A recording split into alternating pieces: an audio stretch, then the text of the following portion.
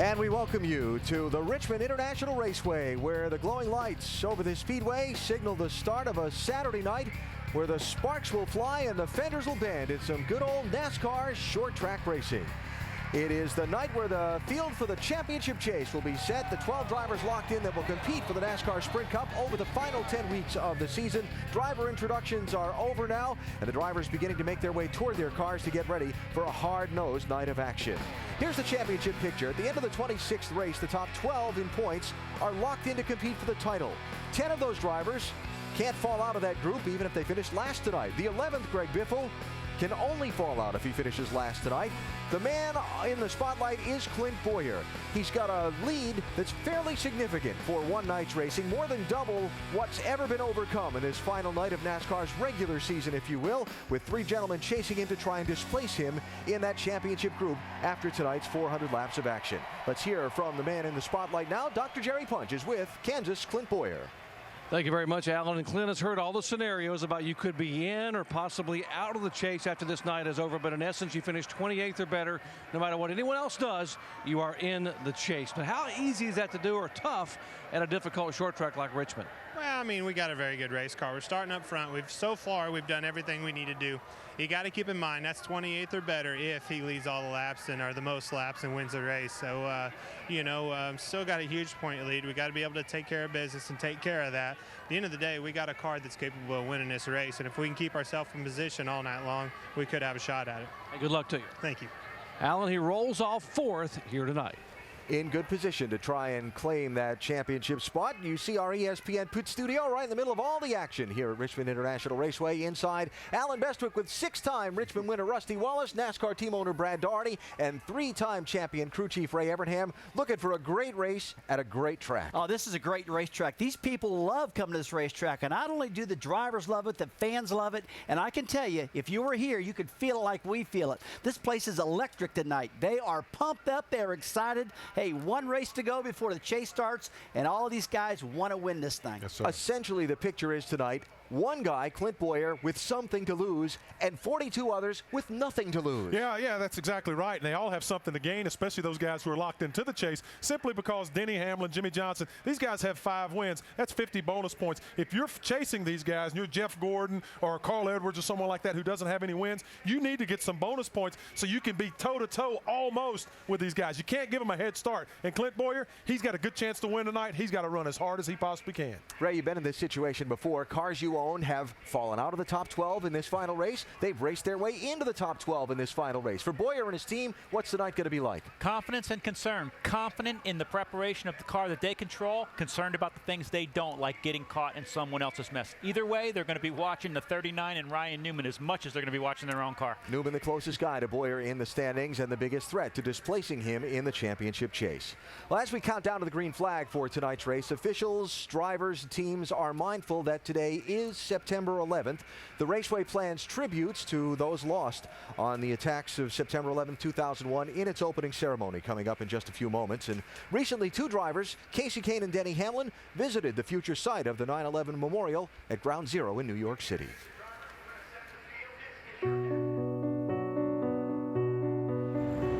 The name of the memorial is called Reflecting Absence, and the absence immediately of this is where the building stood, and then of course the absence of the people that are no longer with us will be the names that you'll be standing right in front of.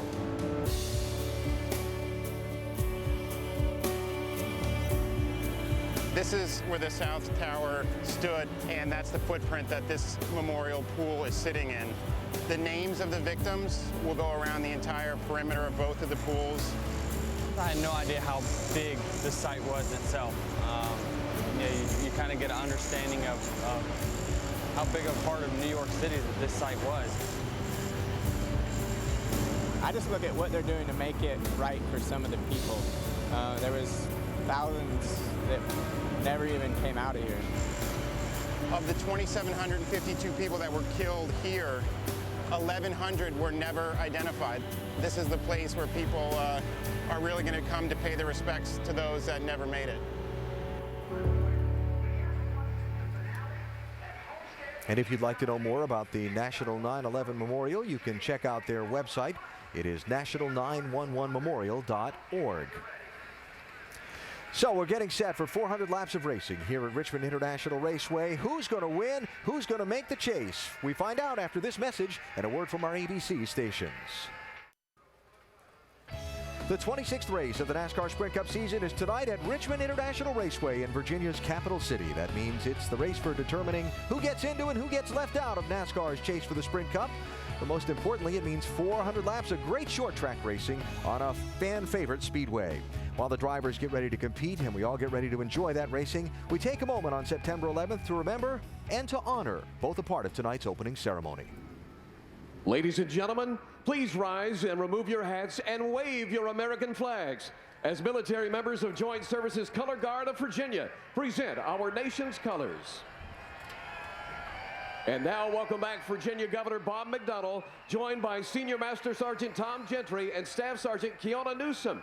Please join them as they lead us in the Pledge of Allegiance. Please join us together with members of the Virginia Air National Guard in saluting the flag of our great nation.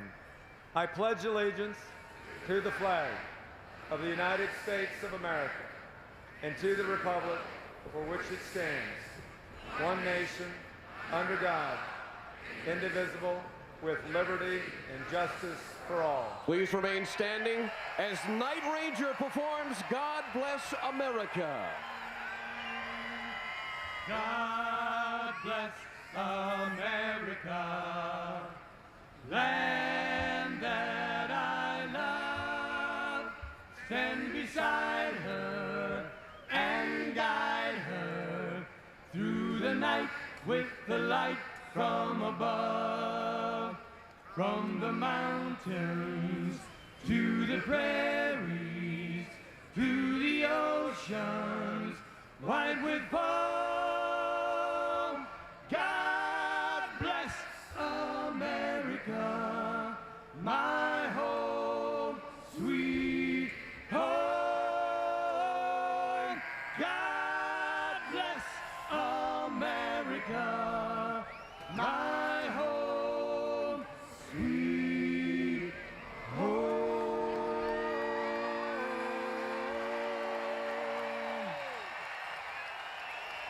Please continue to stand as Henrico County Fire Department Chaplain Rick Jenkins offers tonight's invocation, followed by Senior Master Sergeant Cynthia Seymour of the U.S. National Guard as she performs our national anthem.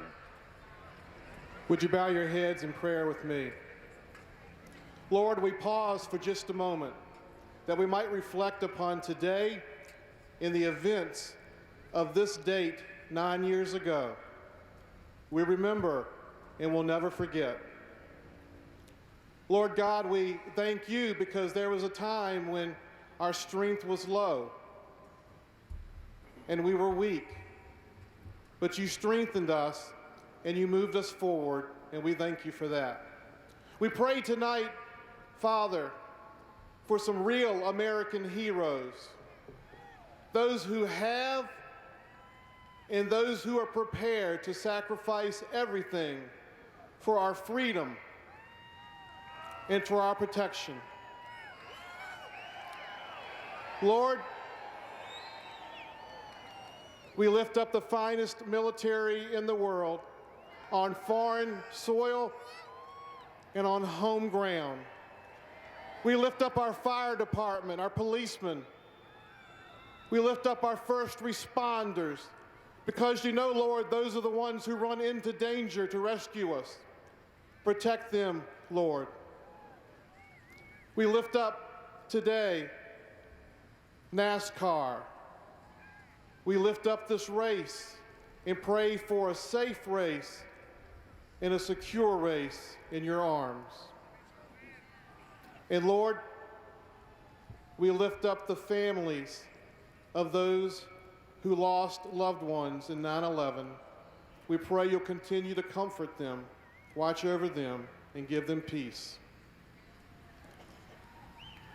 But most of all, Father, we thank you for your Son, Jesus Christ, who without him this prayer would not even be possible. We pray tonight in the name of Jesus. God bless America.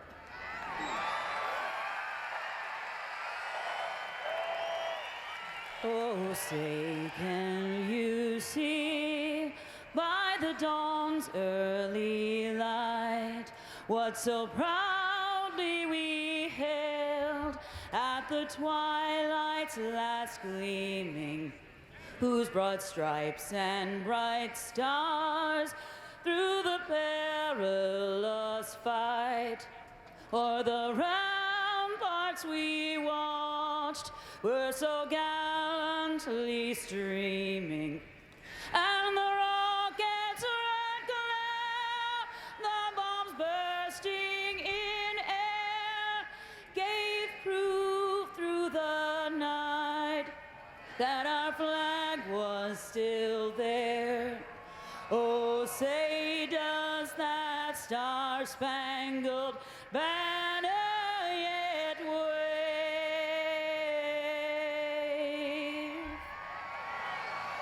o'er the land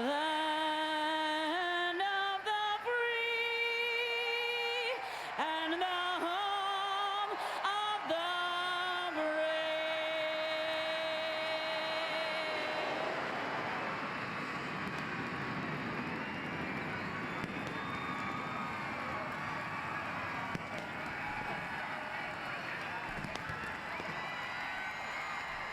The strong affinity of those in racing for those who serve, always so visible at each race, and particularly here, this Richmond track's proximity to many large military institutions, including the Pentagon, always bringing out many men and women in uniform. Great to see so many of them here on hand tonight. For the drivers now, time to put that aside and focus in. The opening laps of any race, always intense, and especially one on a short track for some, especially with so much that's out of their control looming directly ahead. Clint Boyer particularly in mind there. Time to buckle in. The engines fire for 400 laps at Richmond next. ESPN's coverage of the NASCAR Sprint Cup Series on ABC. Brought to you by Chevrolet, Pepsi Max, 0 calories, maximum Pepsi taste, and Burger King, who remind you to have it your way.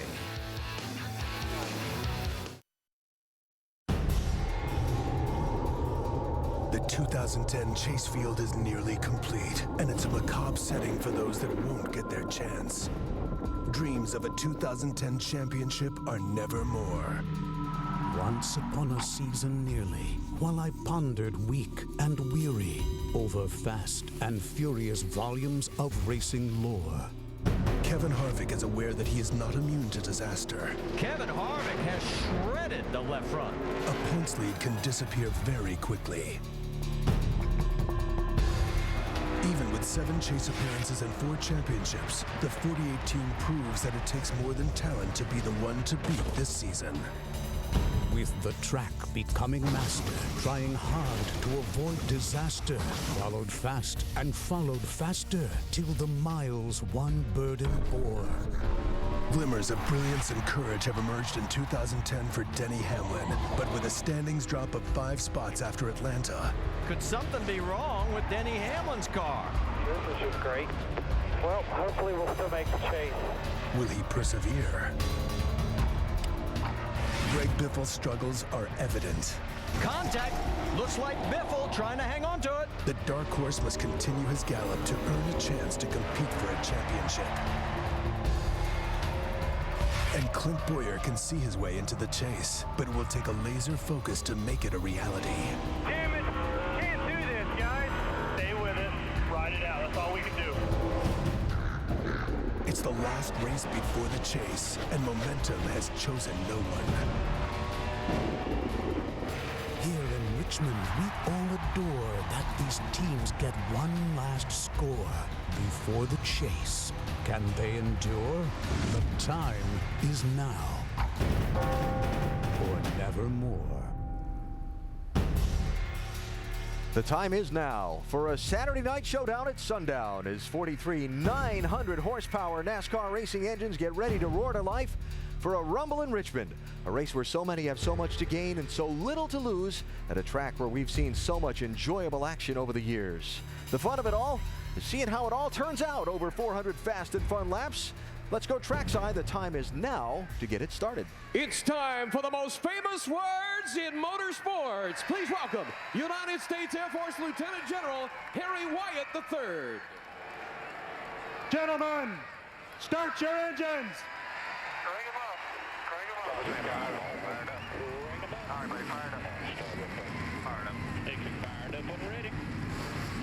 Yeah, that's it.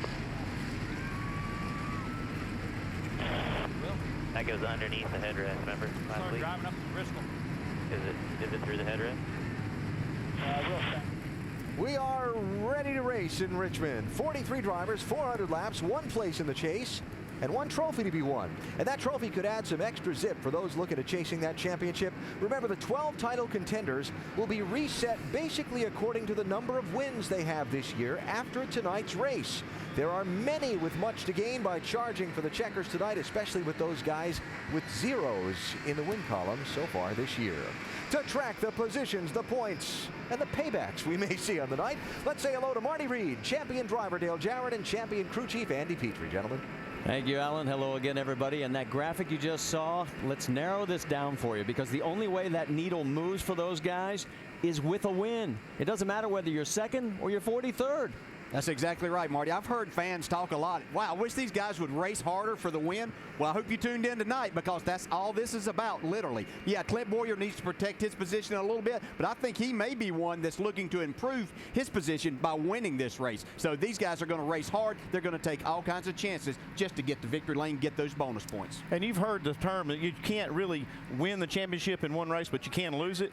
In this case tonight, this makes this race unique. You could actually win the championship tonight by getting those 10 bonus points. We've seen that come down to 8 points in 04. It was Kurt Busch over Jimmy Johnson. So those 10 points can really loom big at the end of the year. And it's really the only thing you can move the needle with. Let's talk about strategies. They're going to change because of that. Well, I think we can see the crew chiefs down here get kind of creative here tonight. Andy, I think that they may try to take a few more chances than normal. Absolutely, it's going to change strategy, because second means nothing, third means nothing. They're going to give away good finishes potentially to go for that win, and you're going to see that down on pit road. So late race cautions could bring a lot of drama. And there could be one more element, a chance of rain later in the evening. Keep your fingers crossed it won't come in too early.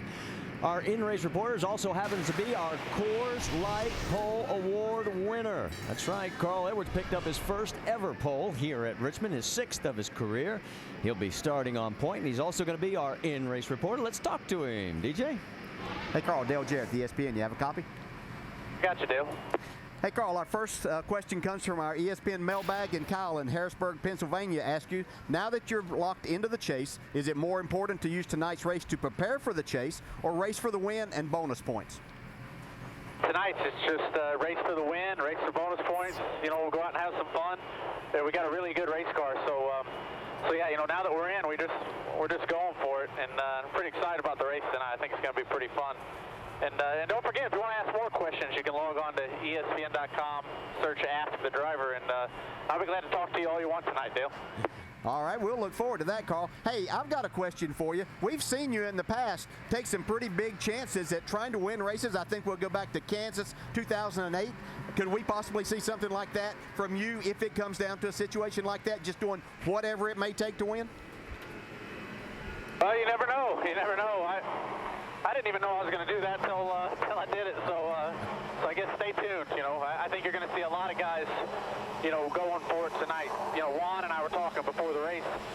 Really, nobody has anything to lose. You know, Clint Boyer's the only guy with something to lose. The rest of us are just out here for a win. So I have a feeling tonight could be one of the more exciting races we've ever had. All right, Carl, thanks for talking with us. Congratulations on your pole. Good luck tonight. And now Andy's going to talk to your crew chief, Bob Osborne. Hey, Bob Osborne, Andy Petrie in the booth. Do you have us? Hey, Andy, how you doing? Hey, pretty good, Bob. Let's just kind of say you've worked your way up to the lead by the end of this race, and with 20 to go. How do you make the decision, if the caution comes out, to pit for tires or not to pit for tires? The big thing is how many laps we already have on the tires that are on the car.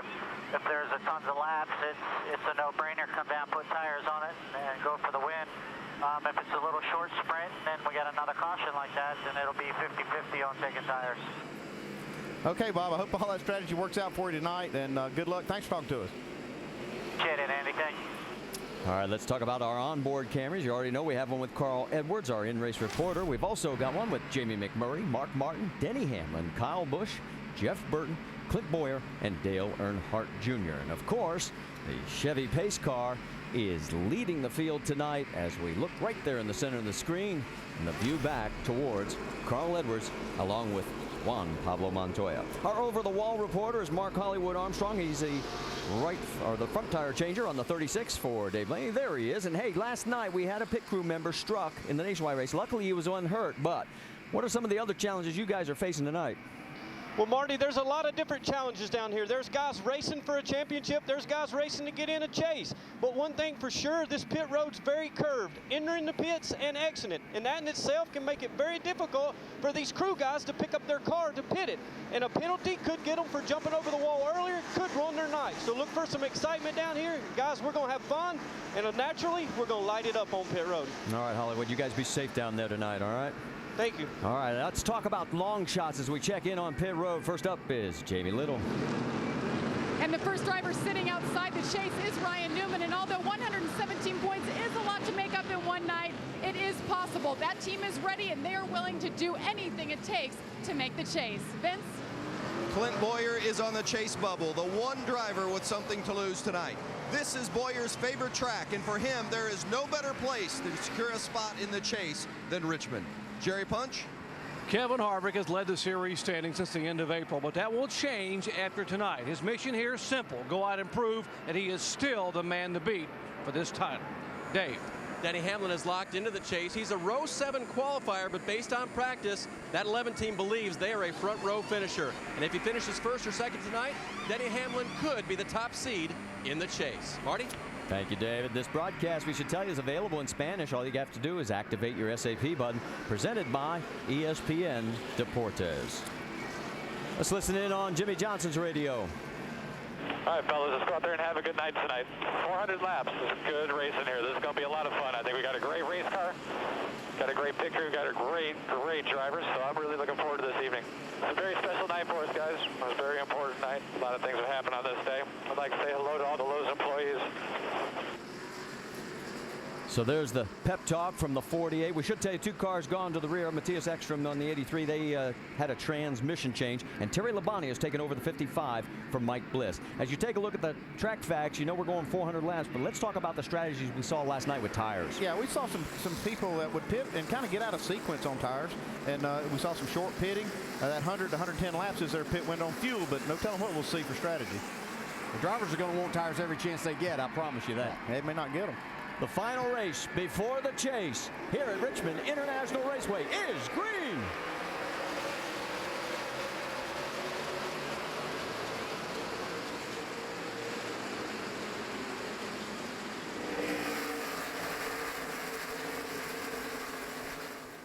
Good and clean through 1 and 2, and it is Carl Edwards taking the early lead. A.J. Allmendinger taking a peek underneath the 42 of Montoya. Yeah, and you can see the 33 of Clint Boyer. He kind of got himself in a position there on the bottom of the racetrack. A little safety net for him. Behind Allmendinger, there is Clint, then the 48 of Jimmy Johnson. Clint's going to race hard here at the first of this, too. Just if he could possibly get up there, lead a lap, get 5 bonus points, that buys him another spot. Well, I've talked to the team guys. They're not going to race in the rearview mirror at all tonight. They're looking out the windshield. They got a car they feel like can win, and that's what they're going to try to do tonight. They're not going to play defense. No, and one of the interesting things, there was only 2 chase drivers in the top 10 starting lineup, and traditionally, this race has been won by those in the top 10, so this is going to be an interesting mix. Oh, yeah, we got some different guys up there in that top 10. It's fun to watch. There's Paul Menard up there, Logano, Brad Keselowski, so got a lot of racing going on here early. Yeah, right there in the middle of the pack with the 13 at Casey Mears. Got a little nudge from Kevin Harvick. Going to go 3 wide early here. David Reagan jumps to the inside. Contact. May not work. Get some fenders bent in on the tire. Here we go with Biffle trying to sneak under there as well. Boy, these guys are playing rough a little early. Well, they listen to us. They know it's all about winning. Why not go for it? You take every spot you can get. Even though this is early in the race, you've got to make these spots when you can get that opening. Boy, Jeff Green is really sliding backwards, and it's causing a problem for a lot of these drivers. That's why they're getting 3 wide. There you go. The battle for second now is heating up again because Allmendinger side by side with Montoya. It hadn't cooled off since the start of the race. They have been racing side by side. Man, this is incredible. Look at Allmendinger there. He gets the advantage there at the line. Yeah, this is what makes this racetrack so great. As we saw a lot last night and talked about, you can run the high line to bottom. They'll even widen this racetrack out more to where they can go 3 wide eventually. Okay, if you're Clint Boyer right here, are you going to push the issue, or is this a chance just to kind of cool it? No, right now you just got to sit and wait. There's nowhere for you to go, so let's just let these guys sort this out. When they get single file, then you can take them one by one. That's Clint's view. And meanwhile, Carl Edwards has opened up a 1.4-second lead.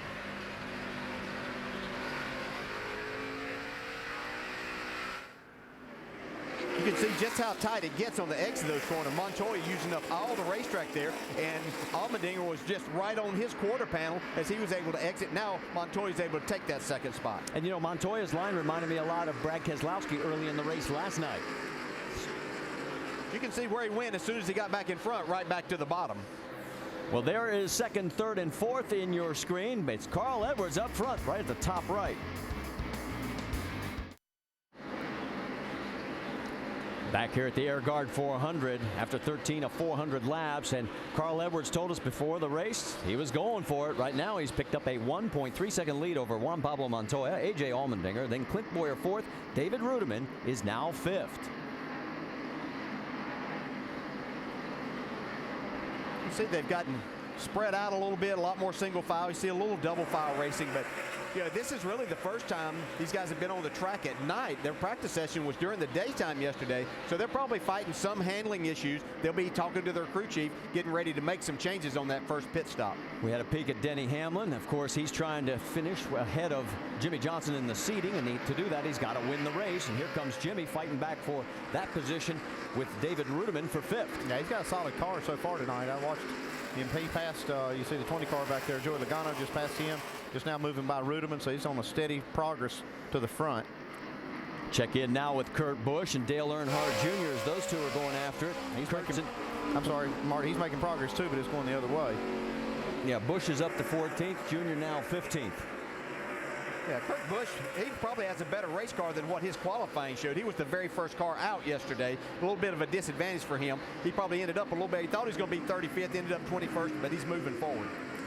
Paul Menard and Brad Keselowski now going after each other. That is for 8th position on the track, and right behind them is Matt Kenseth. Yeah, both those guys there had a nice run in the nationwide race last night, so they have a better idea of what the track's going to do and how it might change throughout the night. Keselowski finished second and lengthened his already almost insurmountable points lead in the Nationwide Series. Let's check in on the radio for Clint Boyer.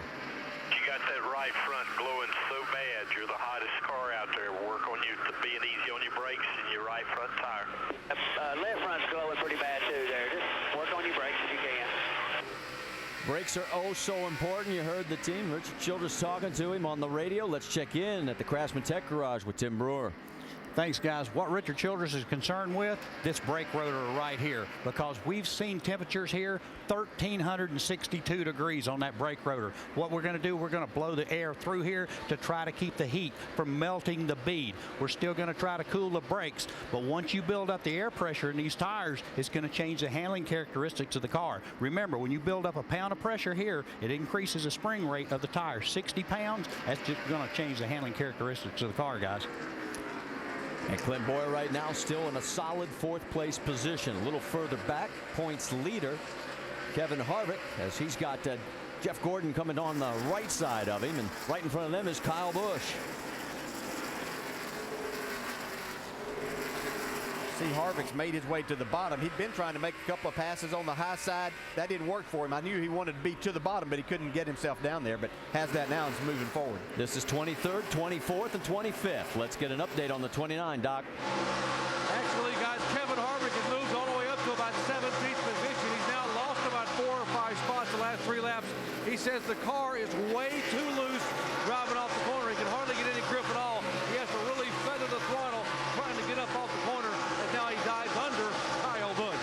And of course, it was Kevin who won last night's Nationwide Series race. Kyle says maybe you try and tuck right up underneath him again, but can't do it. And I think some of that looseness will go away as they run on. This place tends to tighten up a little bit the more laps you get on your tires. While all this was going, let's go back and take a look at this. Yeah, I don't know what went on right there. If he had to get out of the throttle or whether he brake checked Jeff or what happened there. Yeah, I don't know if he's a little upset with that. He'd be taking a big chance in doing something like that with a guy with a big run with you. Still there. Clear, clear. Or if it's just a situation he had to get completely out of the throttle because he lost the front end of his car and had to get out instead of hitting the wall. But a little suspicious there. We'll keep an eye on that as it continues through the night. Right now, Harvick is 2 cars ahead of Jeff. He's right behind Dale Earnhardt Jr. Let's get an update on the 18. Vince? Well, Kyle Busch currently running 24th. Remember, he had that bad qualifying. He qualified 32nd. And one of the problems for a 32nd place starting position, crew chief Dave Rogers was concerned that Kyle will have to use up his car to try to get to the front. Not just the brakes, but maybe the fenders as well, saying when you come through all that traffic, bad things can happen, not to mention how much you have to use your brakes to get through the traffic. Right now, Kyle says the car's not too bad. It needs to roll a little better in the center, but it's not too bad coming off the corner. He's up 8 spots. And he's got his hands full right now. That's a little 4-car freight train going right there. Yeah, the car there, it was struggling with the 88 car right now. Biggest mover is that #1 of Jamie McMurray. He has now picked up 14 spots as he has pulled into the top 20 as he goes around Mark Martin. He's looked all weekend. Yeah, I was going to say same thing, Andy. We watched him yesterday in practice, and he was really struggling. He just needed to get to the nighttime. Whoa, Casey Mears got down on the apron, got real loose. Checking back up front, Juan Pablo Montoya is starting to close in on Carl Edwards. It's now down to a 6/10 of a second lead, so things are going to get interesting after just 28 laps. We'll be back with more after this message and a word from our ABC stations.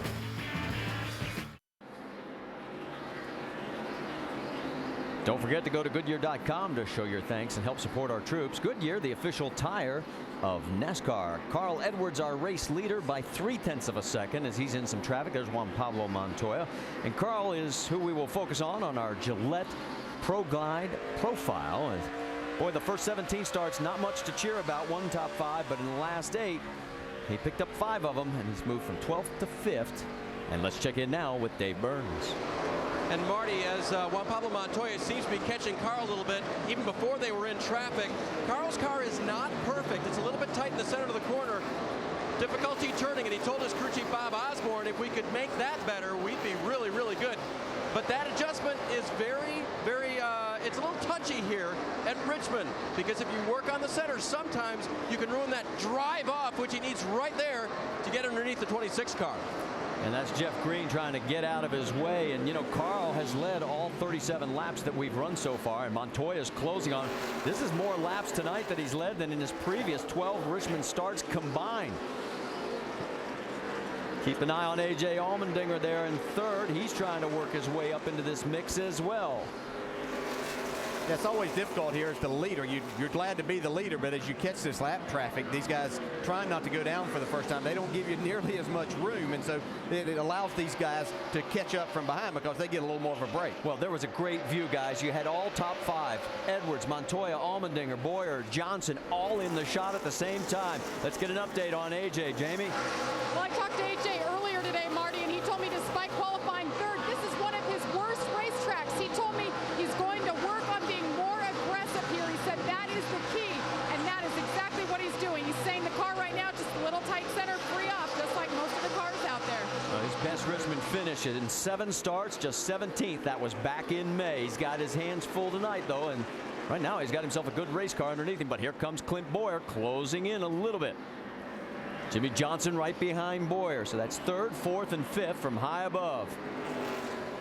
Yeah, that's a typical problem that he's talking about there at this very racetrack. Tight in the center, a little loose off, Andy. But a lot of times if you can fix that center, make it a little better, you'll lose some of that looseness off. Well, what I always like to do is fix the first thing the car's doing. Okay, if it's tight in the center, then that could aggravate everything from there on. So I want to fix that first problem, and then we'll address the rest of them. But yeah, I think they can fix that tight in center, and they can fix that loose off. Let's get an update on the 33, Vince. You know, Clint Boyer also ran the nationwide race here last night, and it's interesting that you think maybe that he would want to only focus on the Cup car, but he said that he thought running the nationwide race helped him keep his mind off the nervousness that he might have about tonight's race. So far, nothing to be real nervous about. Mike Dillon, his spotter, kind of walking him around the track and has reminded him a couple of times to be careful when he's gotten into some deep traffic, but otherwise the car is pretty good. He says great off of 2, losing a little bit off of 4, but so far so good for Boyer. As you see Burton now going on the inside as they go past Casey Kane. And let me update you while you're watching. Jeff Burton in 16th, getting past Casey Kane. Ryan Newman in that mix as well. And all of a sudden, here comes Clint going underneath the 43 of Allmendinger. All this action going on. Haven't had time to tell you. Jason Leffler pulled behind the wall, and literally, folks, all 4 brakes were glowing, red hot. And we heard Richard Childress talking earlier about Clint's brakes, and we saw that last night. It's just the way that Clint drives this racetrack. Yeah, he has to be a little more careful, but he seems to be able to take care of that, Andy. Well, I sure like the way that Clint worked that traffic right there, the way he passed Allmendinger. You know, he did back off a little bit when Richard said something. He rode a little while, and he took his chance, or his opportunity, to get by the 43, and he did it quickly without having to use up a lot of car. So Allmendinger's back 2 spots now, and on the left side of your screen you can see Gordon, Kyle Busch, and also Kevin Harvick duking it out for 22nd. Yeah, if you remember correctly, Harvick passed these 2 cars, and now they've come back as they've got a few more laps on the tires. We're up to 45 laps, and now they're back by. You see Kyle trying to get on the inside of Gordon. And here comes Harvick. This is great stuff. Yeah, it's just a chance you take here at this racetrack. You try to make and jam your car in there. You've always got to know that somebody's going to jump to that outside. Let's see if these 2 guys have a little bit of a problem going on. Yeah, I was wondering what happened earlier. You know, remember it was Harvick in front of Gordon when all of a sudden Harvick slowed. Jeff got into him a little bit. Nobody had some serious damage, but here they are in reverse order. Well, I've been watching Harvick a little bit. He's been experimenting with his line. He was up high for a few laps. Maybe how he lost some of those spots, and now he's kind of gathering it back up. So let's check in on Jimmy Johnson, because he's now gotten around Clint Boyer, so move Jimmy up to 3rd.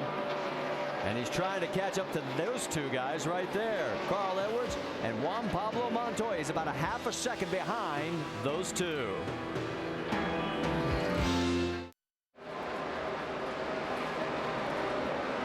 Back live, Richmond International Raceway with a look at the race for the lead and the first lead change of the night. Looks like it's about to happen. From the pit studio, watching Jimmy Johnson in 48, about to overtake Carl Edwards in 99. Oh, Jimmy Johnson's flat flying right now, guys. He's got this car handling. And I tell you, Brad, we thought that whoever wins this race is really in great shape going into the chase. We talked a lot of bad stuff about Jimmy Johnson. A couple of races ago, he's kind of off his pace. But right now, he is shining when he needs to shine. Yeah, you know, one crew chief told me today, he said, Brad, you look at that 48 car and look at that splitter. It's in the perfect position all night long. They're going to be tough to beat. They're coming to life for this chase, Ray. It looks like that 48 team is back.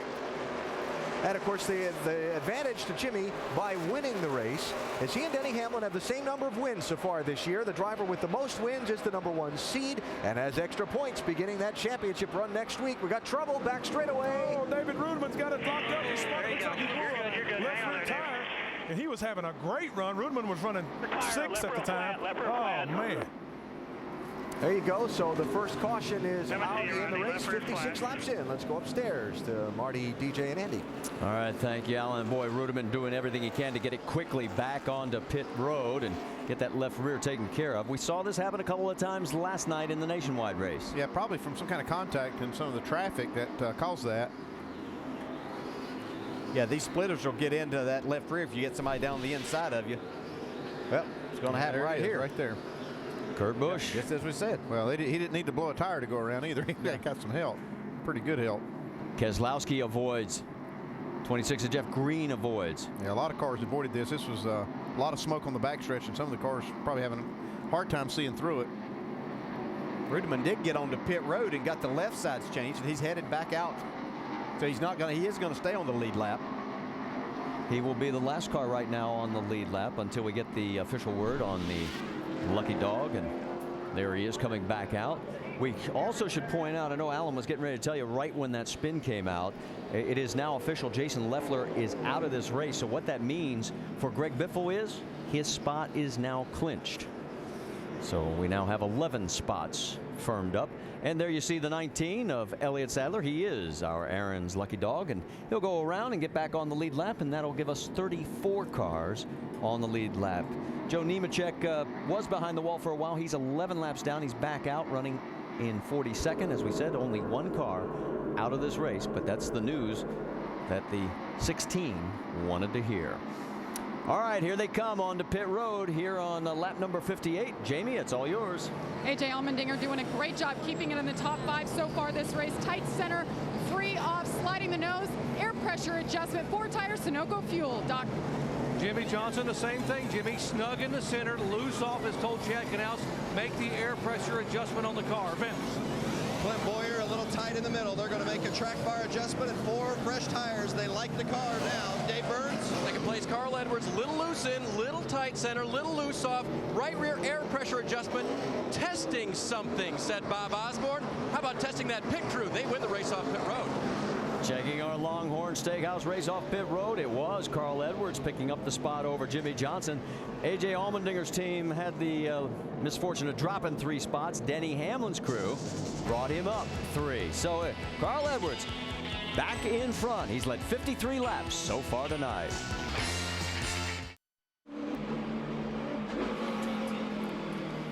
Time for the AT&T Fastest Pit Crew of the Year award. Right now, you can see the 24 is in the lead, but you can help determine the standings. Vote from your AT&T phone by texting the car number to 2258 for the pit crew you think is the fastest and most valuable. Let's set the restart for you. Joe Nemechek was the only waiver round, and we've got 34 cars on the lead lap. It is Carl Edwards. He picked the inside down low. Jimmy Johnson, Boyer, Montoya, Stewart, Logano, and look at the 14, Smoke going down low and taking the spot. Yeah, he's doing that. And I saw a little game being played with Carl Edwards and Jimmy Johnson on that restart, too. Carl was kind of running Jimmy up the track right in, they were coming off of 4. We'll see how that plays out later on. We saw Jimmy Johnson kind of sneak his way up to the front and take the lead just before that caution came out.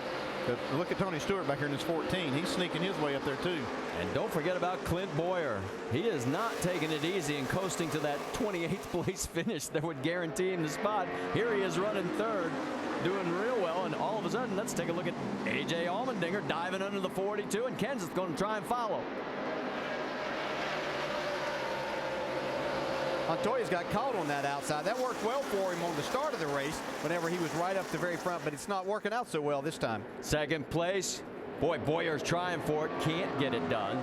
Right behind him, Tony Stewart. There is again Montoya under attack, this time from Kenseth. Montoya got his best Richmond finish in 7 starts back in May. He finished 6th in that one. He's got his hands full right now, and so does Jimmy Johnson with Clint Boyer. Yeah, here comes Boyer. He wants to get up there to the lead. As I said earlier, 5 bonus points would go a long way for him. But he's really got his mind set on winning this race tonight and moving himself from battling for 12th to all the way up to that 8th spot. Well, I think the one thing we're seeing is the 48 is not good on the short run, but that the longer it goes, the better that car is, because here comes Smoke looking to take another spot away.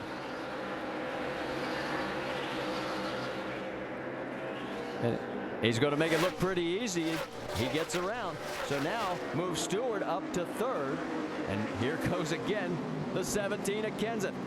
You see that 2-car, Kurt Busch, who started back in 21st. He's made his way up inside the top 10 now. His Penske Racing teammate Brad Keselowski right in front of him.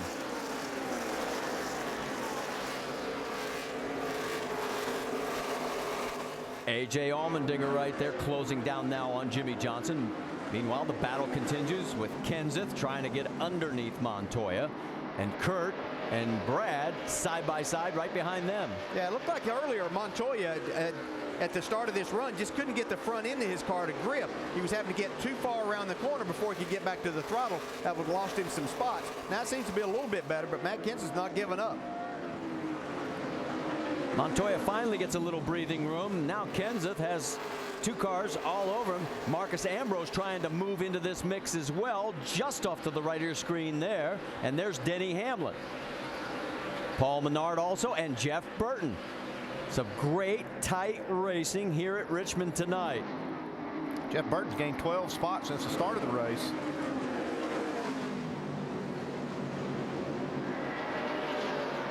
Keselowski with his teammate right there. They finally fall into line. So that battle sort of settles down, at least for the moment.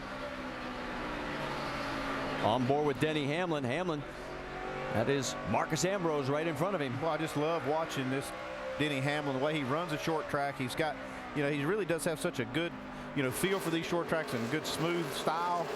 And it really works for him. Yeah, it really does. We won't see those brake rotors glowing on this race car because Denny gets out, lets his car roll and really work. You can see now he's going to try to go back past Ambrose on the inside. And right behind that, you see Jeff Burton getting around the 98, or at least trying to get around the 98 of Paul Menard. This has always been a really good racetrack for Jeff Burton. To see he was able to take that spot away. Looks like tonight he's got his car handling pretty well too. Well, Burton started 25th and now he has moved up to 12th, so he's doing okay. All right, so let's see. We've got Kellogg's, we've got Cheerios. It's the battle of the breakfast cereals. Let's listen in. Cereal wars here. That, bud? I was just thinking Frosted Flakes are a lot better than Cheerios. Good, good. 32 to a 30. Fine. Oh, Bob's just not buying into it, is he? He's all business. Well, and you were talking about the fact Carl is trying to loosen Bob up. He's trying. He does it deliberately during the race just to loosen Bob up. All right, there is the top 5 at the top of your screen after 73 of 400 laps here at Richmond. Jimmy Johnson's running third. Is the drive for 5 alive? You better believe it is. Clint Boyer looking like he's pretty solid right now in second place. And Carl Edwards hasn't won in 61 starts. But he's led already 75 laps tonight under the lights at Richmond International Raceway. Let's reset it for you in case you have just joined us. As we mentioned, Carl has led the most laps so far. On the move, though, Jamie McMurray up 20 spots to 14th. Clint Boyer running second. That puts him well ahead of 13th place. And Greg Biffle has clinched his spot in the chase when Jason Leffler retired. We can tell you Joe Nemechek has also dropped out. And as we mentioned, Jamie McMurray on the move. You get a chance to see him in 13th right now. He's gotten around Paul Menard. One more spot. Yeah, he worked hard for about 4 laps to get by Paul Menard. It looked like every chance that he got, he just wasn't quite clear of him, but a nice job by Jamie McMurray moving forward here. On board with Kyle Busch. That's Kevin Harvick underneath. Remember, Kyle started all the way back in 32nd place. Has been slicing and dicing as he's done in the past. He's running 17th right now. Just to let you know, the worst start for a Richmond winner is 31st by Clint Boyer back in May of 2007. So another record that Kyle could put in the books if he does it tonight. Yeah, and he's trying hard to make that second groove up there work. Looks like his car may be a little bit tight in the center. Working pretty well for him on the exit of the corner. Making it tough. Ryan Newman right behind. There you see him behind the 29. There is a good look at Ryan. You know, everybody was around the area, the garage area today that I ran into. They were all wanting Kyle Busch to win last night in the pink car, but that he would set the record. It didn't happen. And but he was a good sport about it. How about Denny Hamlin? He is pressing on Tony Stewart. Let's get an update on what's going on with Stewart. Dave. Well, and just for Hamlin's sake, they made a wedge adjustment on that car on that first pit stop. It was really, really loose, and apparently they've corrected that a little bit. Tony Stewart's car has run great. He started 15th, ran all the way up to the 4th position, just a little bit tight in the center, loose off. And as far as running this race with abandon, his crew chief, Darian Grubb, told me, you know what? We're going to run this race hard, but we do not want to lose the momentum we've got right now. After that win last week, we're not going to throw it all away and break our momentum. Well, and Stewart has scored more points in the last 10 races and the last 15 races than anybody else. You talk about momentum going into the chase. Now let's check in again with Kevin Harvick. As you see a little bit of smoke coming from the 20 of Joey Logano. Yeah, that's that mysterious Gibbs smoke we see at these short tracks. It's kind of hard to tell where it's coming from. Either the splitter, the engine, the brakes. We're not really sure. Logano running in 17th right now. Harvick, he's swapping that spot back and forth. Harvick gets in front of him there. Let's go back up front and reset the lead for you because Carl Edwards has opened up a 1-second margin over Clint Boyer with Jimmy Johnson third. Now, Greg Biffle has clinched his spot, but remember all week long he has been talking in all forms of media about how this is a very difficult track for him. He is running 28th. Jamie? Absolutely. They threw everything but the kitchen sink at it yesterday, Marty, and it has not gotten any better. This is what he told his crew on the radio just before the first round of pit stops. It's loose in the one, tight in the center, low grip up off, loose in the 3 and 4.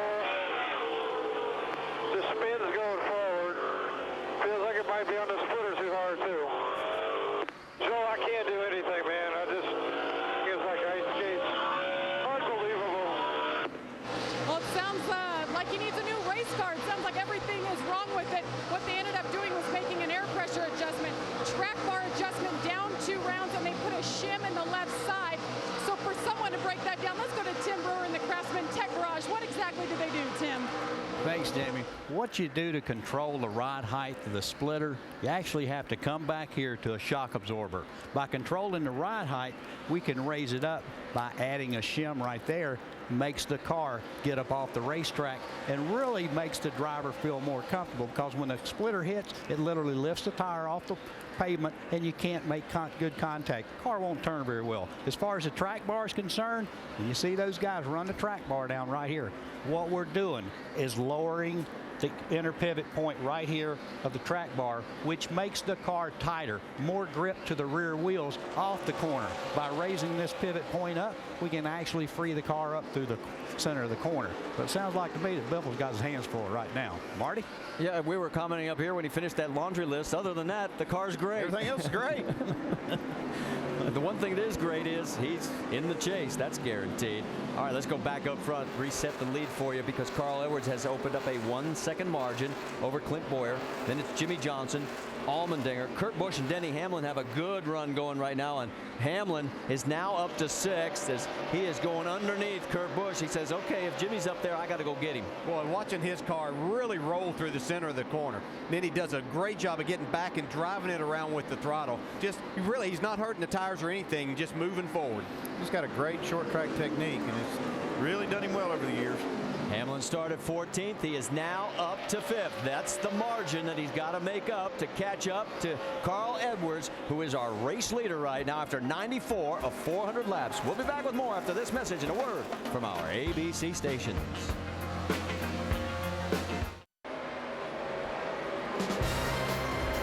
Are you ready for a lead change? Clint Boyer by Carl Edwards. And while we watch that on the track, we talk a little Monday Night Football. Coming up September 13th with a doubleheader, 7 Eastern. It is the Ravens and the Jets. Remember, the Jets just one win away from the Super Bowl a season ago. Then at 10:15 Eastern, Phillip Rivers leads the Chargers against Matt Castle and the Chiefs. It's Monday Night Football on ESPN. Monday coverage begins at 5 Eastern with Monday Night Countdown, served by Applebee's. And here at Richmond International Raceway, quarter distance into the race, and you want to find a way to not just make the playoffs, but make it with a statement. How about Clint Boyer going up and taking the race lead? Clint's been doing what he needs to do all night. He's been steady and moving forward. Right here, you see him dive down under Carl Edwards for the battle of the cereals, and he passes and takes the lead. They're not only battling for the win of this race, they're battling for a spot, a starting spot, a seed, a higher seed in that chase. And for Carl Edwards, trying to break the over. He's had a good car. Boy, he's been strong all night long. We saw him start up front. He led 95 laps, and this is good news for Carl Edwards and that Roush Fenway group as we go into the chase. Those cars, those Fords are coming to life. Seems like at the end of the real long runs, Carl's car falls off a little bit. Let's talk about the fight for the #1 seed in the championship, by the way. Jimmy Johnson's been up around the lead since early in the race. Somebody else is closing in. Yeah, Jimmy Johnson's been rock solid all night long. But look at Denny Hamlin right behind him. They're running 3rd and 4th right now, and they're battling. Both these guys are battling to get the #1 seed, so when that chase starts. Right now they're tied. Whoever wins it or finishes above is going to do it. So, I mean, it's a great race between both of them. Now, I've been watching Denny Hamlin.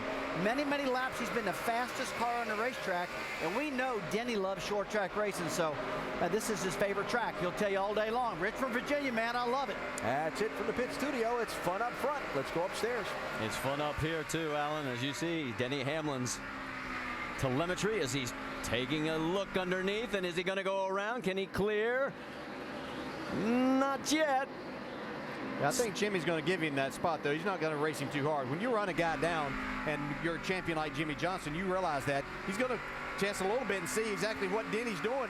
Can it help him? They just moved around that 83 car, Matthias Ekstrom. This is his first start on an oval in that car. Ran out in Sears Point, ran the road course, but this is his first oval track experience. He's done a pretty good job, really. Second there. He's the first car 1 lap down, running in 34th position for Matthias. See, Carl's starting to really struggle now. He's falling back to 3rd, probably getting ready to lose that 3rd spot to Jimmy Johnson. And the guys made that observation, and it is accurate. I mean, Carl's car is better in the short run, not so much as the run gets longer. Hamlin gets around him. And now Jimmy Johnson's gotten around him. So move Carl Edwards back to the 4th position. So far, we've had 3 different leaders tonight. Edwards has led 95 laps. Boyer now 8, and Johnson on 5. See Denny Hamlin now, he's just chasing down, tracking down that 33 car. And right here it shows by lap 111, he should be right on the bumper. We're at lap 109, so that's not too far away. You see as those lines come together, you see the 11 cars red line as it's going up towards the line of the 33, where those cross is where the predictor line is of where he should pass this 33. Now getting there and pass is another 2 different things, so we'll see how. Well, there you go. Pretty accurate here. Yep. And he does. He makes it look easy. So it shows you that rate of closure. And Hamlin now takes over the spot. He's going to lead on lap 111. Now he is your new race leader. So now we have 4 different leaders and a total of 4 official lead changes. Well, what's impressive about this, Denny Hamlin's come from a good ways back after this restart. So he's made up a lot of time, passed a lot of cars. He's had to deal with lap traffic, and yet he was able to make up time on the leaders. He picked up 9 spots since the restart, and of course started 14th on the night.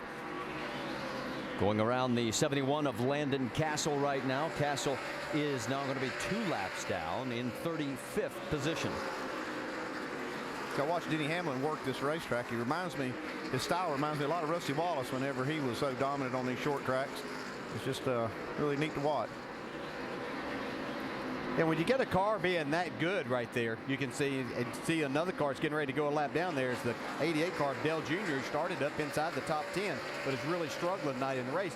But I was going to get back to Den's car. When it's that good and you can go around the bottom, as these laps get on these tires, you don't have a lot of traffic to encounter down there because nobody can really keep their car down there, especially in the center of the corner. So the track kind of opens up for you, makes your life a lot easier. Dale Jr. in 32nd spot. A big article in the Charlotte Observer earlier this week, and a big vote of support from team owner Rick Hendrick for Dale. Let's get an update on our race leader, Dave Burns. And don't you think Denny Hamlin knew he had a great race car just about 5 laps ago when he was a couple car lengths behind Clint Boyer? Listen. I'm coming. I don't think he can afford to race you tonight. And right before that, he said he better run. So Denny really knows he's got a good piece. And he says that wedge adjustment that they made on that first pit stop helped about 50%. You guys were talking about rotating the center. He knew he could do that, but it was way too loose. They adjusted that back, and boy, now it's fast. Darn tootin' is fast. He just put Greg Biffle a lap down. Biffle's best finish in the last 7 races here. We've told you he's not been very good. 13th last September. And he is in 31st position right now. Denny Hamlin at the other end, well, he's now led over 900 laps at Richmond in only 10 starts, and he's leading now.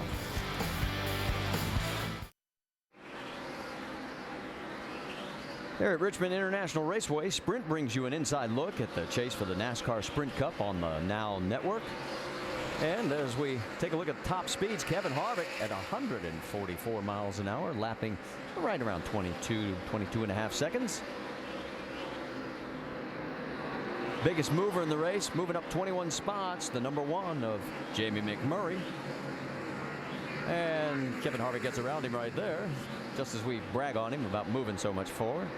And our race leader, Denny Hamlin, is the race leader right now. For more NASCAR stats, in-car audio, and live race radio, check out NASCAR Sprint Cup Mobile at sprintcup.com/speed. Let's go up to speed. How about we start off with that race leader, Dave Burns? Well, Denny Hamlin sounded very confident on the radio, as we showed you a little bit earlier when he took the lead. I asked crew chief Mike Ford about confidence this morning. Remember, they went into the chase last year so confident and got kicked in the stomach, according to Mike.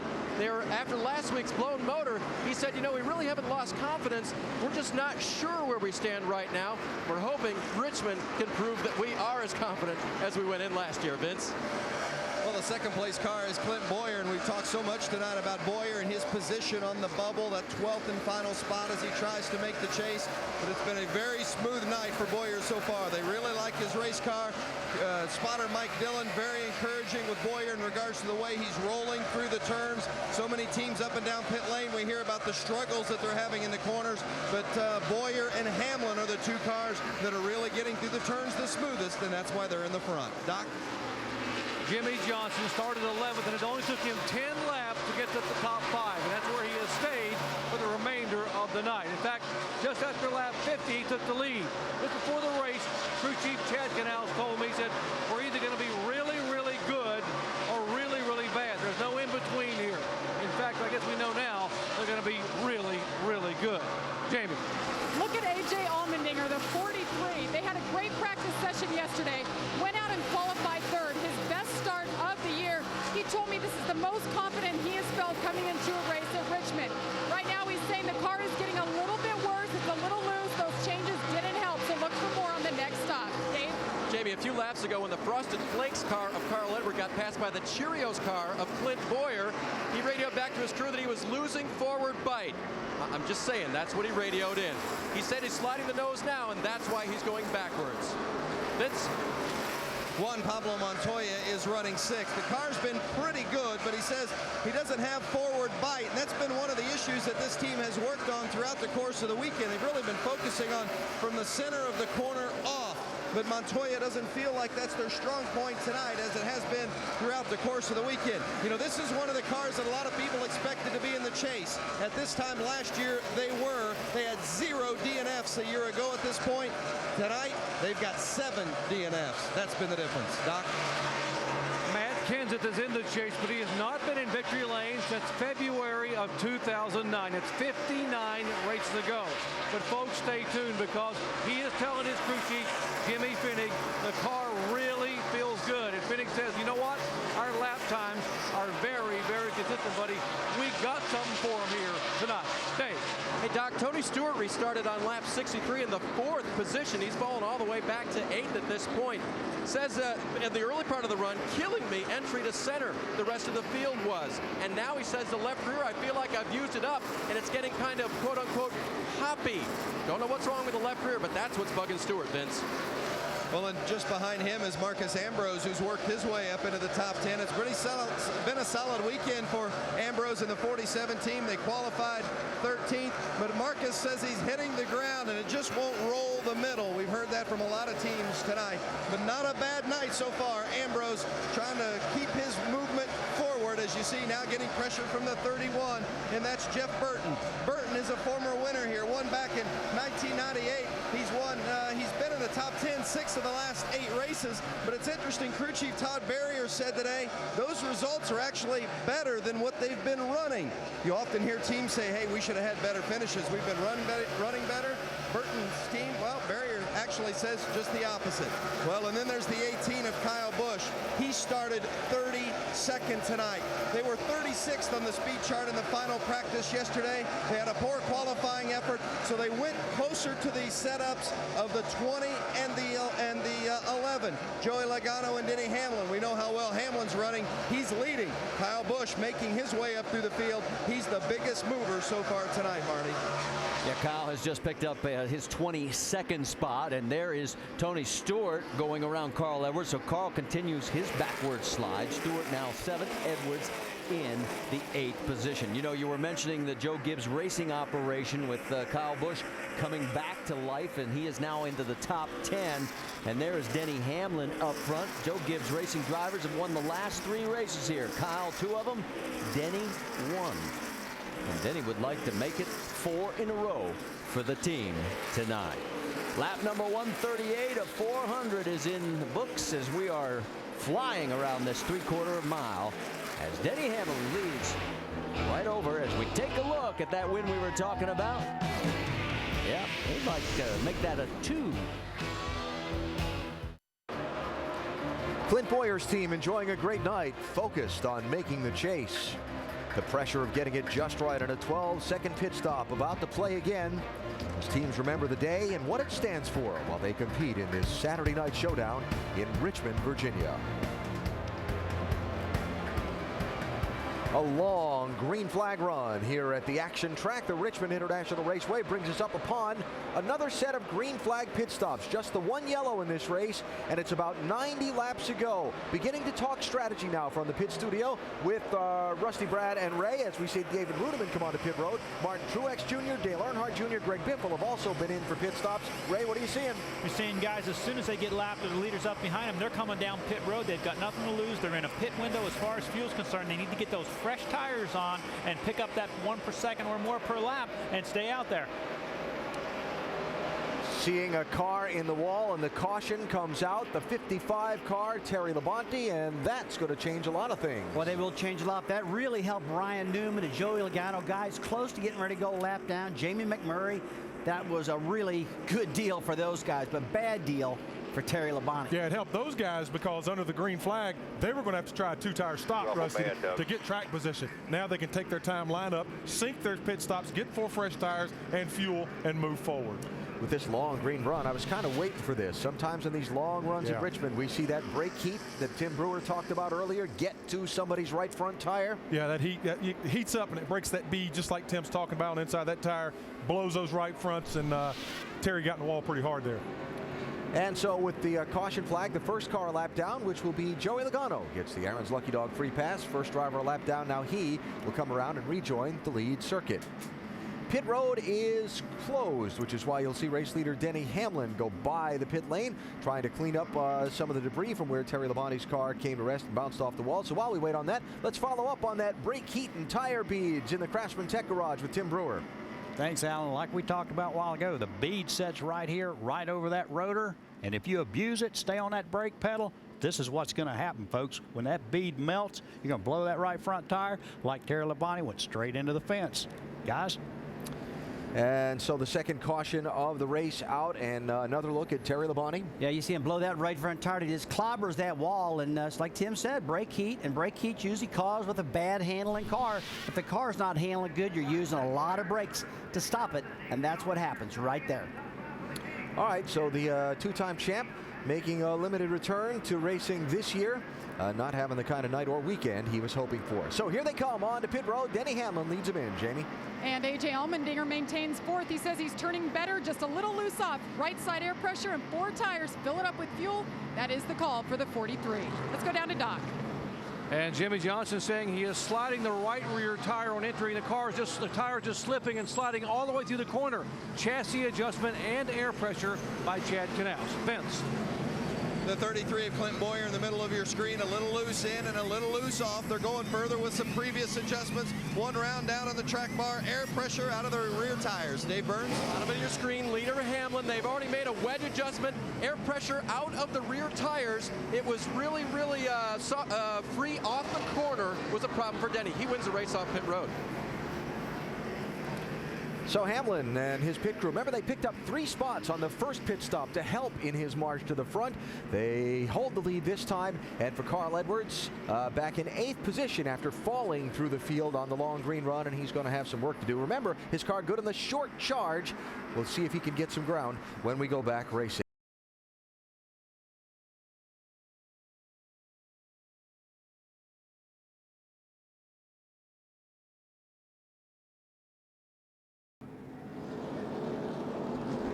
Back here at the Air Guard 400, our second caution after an 84-lap green flag stretch as Terry Labonte, the 2-time Cup champion, hit the wall after the bead on the tire.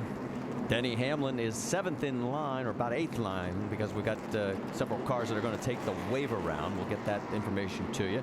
Of course, Dave Blaney, our over-the-wall reporter, is Hollywood Armstrong. And let's go over with them as they are 1 lap down in 25th. All right, fans, this will give you an idea what these tire changers are seeing on pit road. A lot of brake heat and a lot of dust.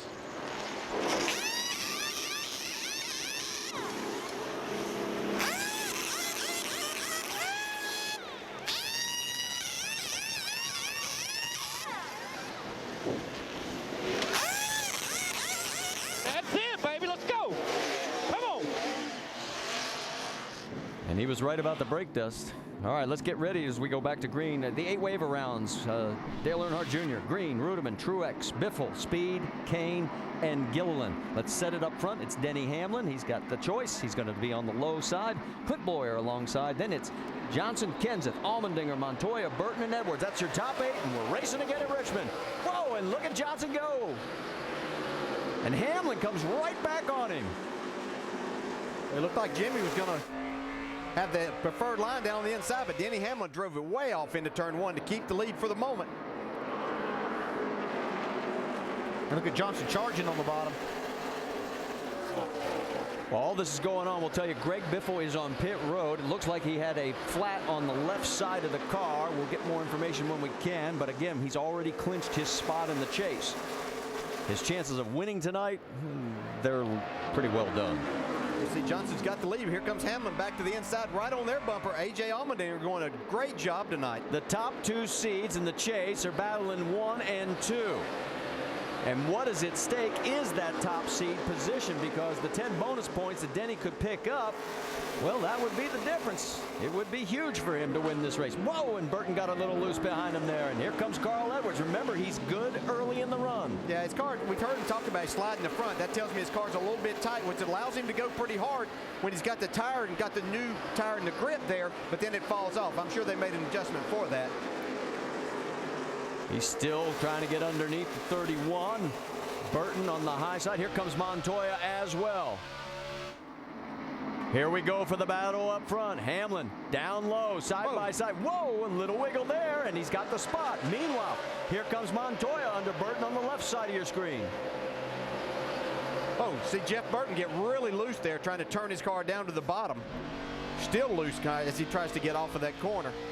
That was the same thing we saw Jimmy Johnson. He got extremely sideways down the middle of 3, and that's when Hamlin was able to take the lead back. Montoya is 7th, 8th, then there's the 9th place car, the 18 of Kyle Busch. Here comes also Tony Stewart, Kevin Harvick in that mix as well from high above.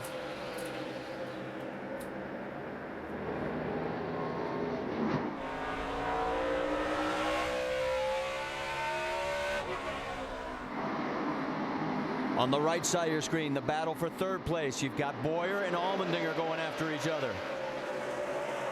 I'll tell you what, for somebody that hasn't had much success and a lot of time here at this racetrack, A.J. Allmendinger's doing a fantastic job tonight. See Boyer able to take that spot away, though. Heard him say that this wasn't his favorite racetrack either, but might be after tonight. Allmendinger has only 2 career top 5s. Daytona, he finished 3rd back in February of '09. Watkins Glen, he finished 4th back in August. Harvick closing down on the 18 of Kyle Busch right now. And we mentioned the fact that Kyle started 32nd, and right now he is running 10th. He has gotten as high as 9th place. We've seen this 18 and 29 be together most of the night as they try to make their way forward. Not sure exactly how good either one of them are as far as trying to win this race yet, but it looks like they're making good adjustments and continue to make that march forward.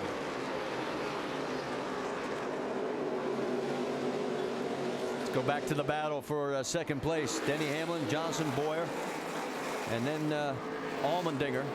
And there's Boyer trying to close down on Jimmy. Yeah, it looks like Boyer has one of those cars that it takes probably somewhere 8 to 10 laps, air pressures to build up. Then it really starts feeling good to him. He starts moving his way back towards the front. Looks like Boyer's car's really good off turn 2. See, that's right where he closes on Jimmy. The last lap, he actually looked like he might have tagged him just a little bit. Looks like Jimmy's going to give him the spot. Not even to halfway yet. Let's get an update on the 33. Vince? Well, Clint Boyer doesn't like the changes, or at least the way the car has reacted to the changes from that last pit stop. You guys talking about how he looks good, but he says it doesn't feel good. He says it's way too tight. So they're hoping that maybe it'll free up as the run goes, but right now he's not all that happy with it. And, well, they've had a pretty good car all night long, so we haven't heard much from Clint. It's the first time he's really complained about it, but you heard it in his voice. Way too tight at this point.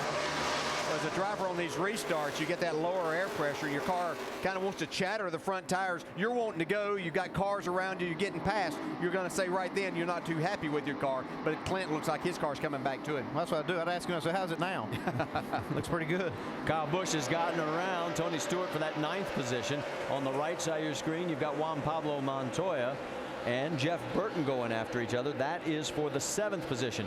While we're watching this from high above, let me update you on just a couple of drivers. Jeff Gordon is a lap down in 19th. We haven't talked much about him. Mark Martin a lap down in 22nd. Not the kind of nights those two Hendrick drivers wanted. How about the latest on the 14? Let's check in with Dave Burns. And Marty, remember before that pit stop, he was talking about the left rear being hoppy, not happy, hoppy. So what they did is they made major adjustments on the first stop. They put all 3 of them back for the second stop, and it took a little more time on pit road. They lost a couple of stops in order to do that. So far, it's been a little bit more comfortable for Tony. Well, Stewart got his first Cup win at this race back in 1999, and he got his 38th win just last week at Atlanta. Still looking to get closer to the halfway mark. Denny Hamlin right now starting to do what he did the last time he got the lead. Stretch it out a little bit over Clint Boyer.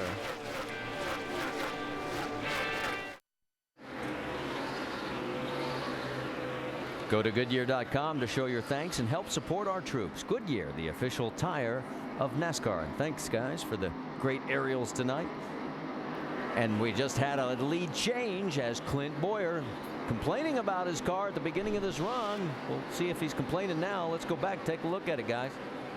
Yeah, I don't think he's complaining right now. He's getting a nice run off these corners. You can see Denny Hamlin just letting him go there. He didn't want to run any harder than what he has to right now because he's maybe having a few issues, Vince.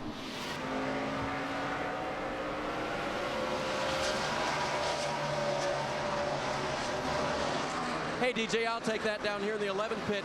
One of the things that you got to be worried about, well, hitting the guy in the bumper maybe, but Denny trying to conserve brakes here because this was his report just a few laps ago.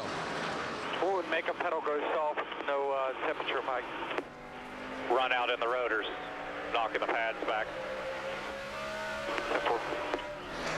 Run out in the rotors, knocking the pads back. Now, he reported early in the race that his brakes were soft.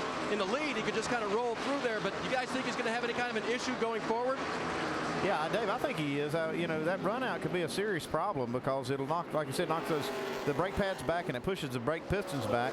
And then when he goes to the brake pedal, he's got to push them back out there against the rotor. So it can cause a soft pedal and cause him a lot of problems all night. Let's go back to May of 2008. Denny led the most laps by a driver at this 3/4 mile configuration, 381 out of 400.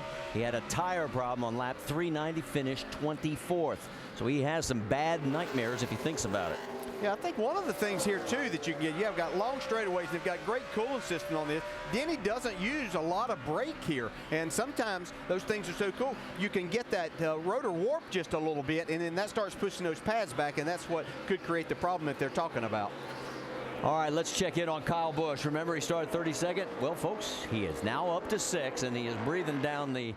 And we got another change for the lead just that quickly. Here we go. Denny Hamlin's coming back to life. You know, I wondered why Denny Hamlin gave the lead up so easily to Clint Boyer because Boyer really wasn't pressuring him, you know, like you see when people let another car go. But I don't know if he just wanted to kind of gauge where his car was. You know, ran a few laps behind Boyer, and then, bam, here he goes back for the lead. Well, it is our 8th lead change, and here comes Kyle trying to take over and move into the top 5 for the first time tonight. Gives him the old slide job. Yeah, it looks like they've made some really good adjustments on this car for Kyle tonight, and he's gotten his car working really good around the bottom, just marching forward, and we know he knows how to win here. All right, let's get more on the 99, Dave. And guys, you were wondering what the 99 had adjusted on that pit stop because he did pick up some spots after the restart. He restarted 8th and he was all the way up to 5th until Kyle passed him. That was a wedge adjustment, 2 rounds actually in that race car plus air pressure. But just recently he reported that he was chattering the front tires, and that may be his mid-run issue. Vince Welch. Well, the 18 of Kyle Busch, remember he won here in May, but they brought a different car back, and they also came with some setup changes. They were happy with the car when it rolled off the trailer this weekend, but then they went away from their setup, and when they came back to it, they didn't have the speed that they had previously. So they were in a real bind. Mentioned earlier this morning, they made some changes to get the car a little closer to Denny Hamlin's. They feel a lot better with it tonight. They've only made air pressure adjustments on the 18. Marty? Well, and as you were finishing up, we were watching on the right side of the screen. Again, another lead change as Clint Boyer has retaken the top spot. Hamlin now second, and Jimmy Johnson is closing on Denny. Makes me wonder if maybe there's not something really wrong with that 11 that Denny's struggling with, and it's not constant, but it might be intermittent, and it's causing him some problems. Yeah, good point, and that's exactly what I was going to say. I think he may have more of an issue than what we know about so far. Well, we're going to send one of our trusty old pit reporters to get on down there and check it out for us. 87 starts since Clint Boyer got his last of 2 Cup wins. It was here back in May of 2008. We're not even to halfway yet. Still a long way to go.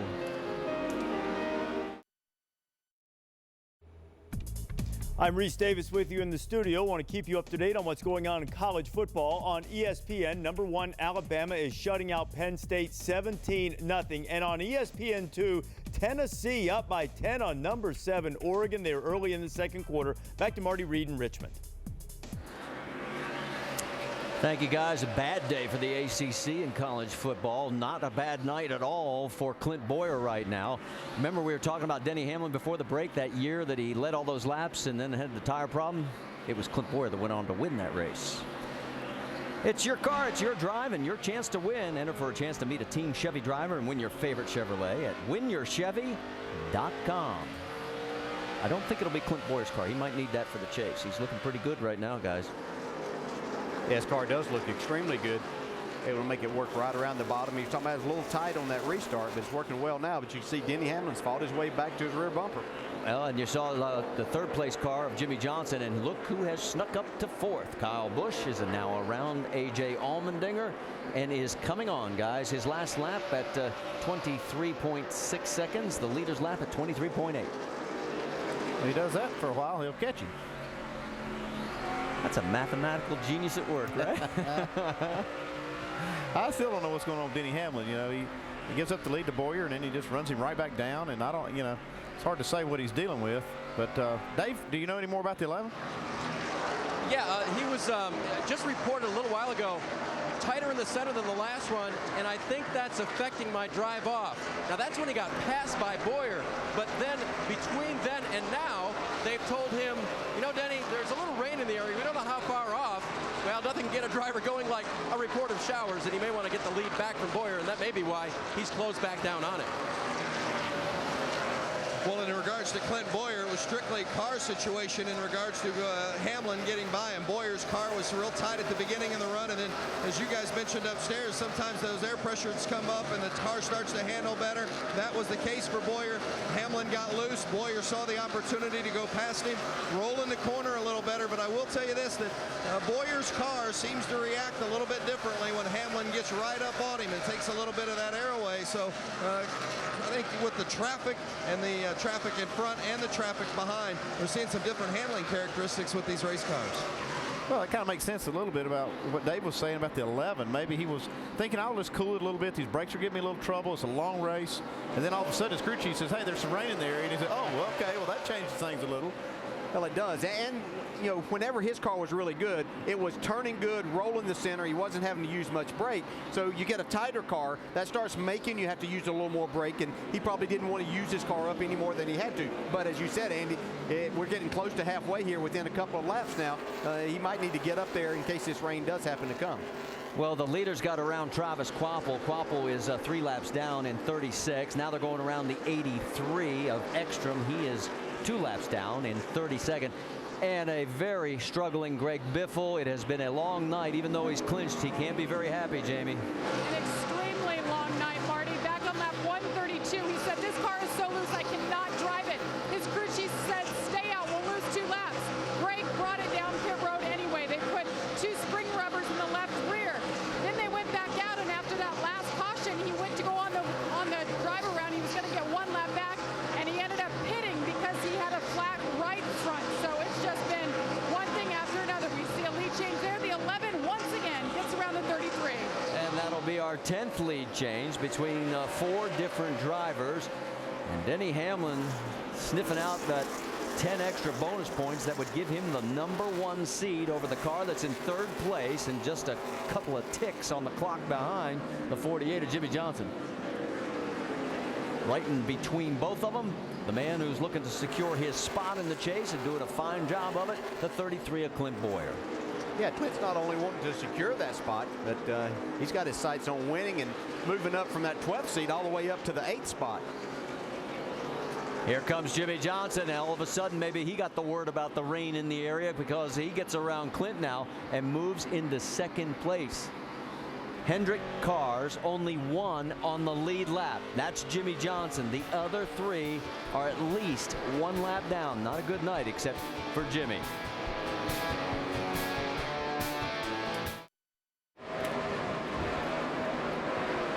Welcome back to the Air Guard 400. Make sure to go to NASCAR.com for all your latest NASCAR information. You're looking at Denny Hamlin leading this race just past the midway point tonight in the area he calls home, the Richmond, Virginia area. Denny from Chesterfield, Virginia, 19 miles up the road.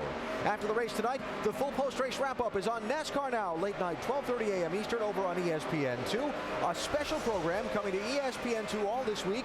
Kyle Busch riding shotgun.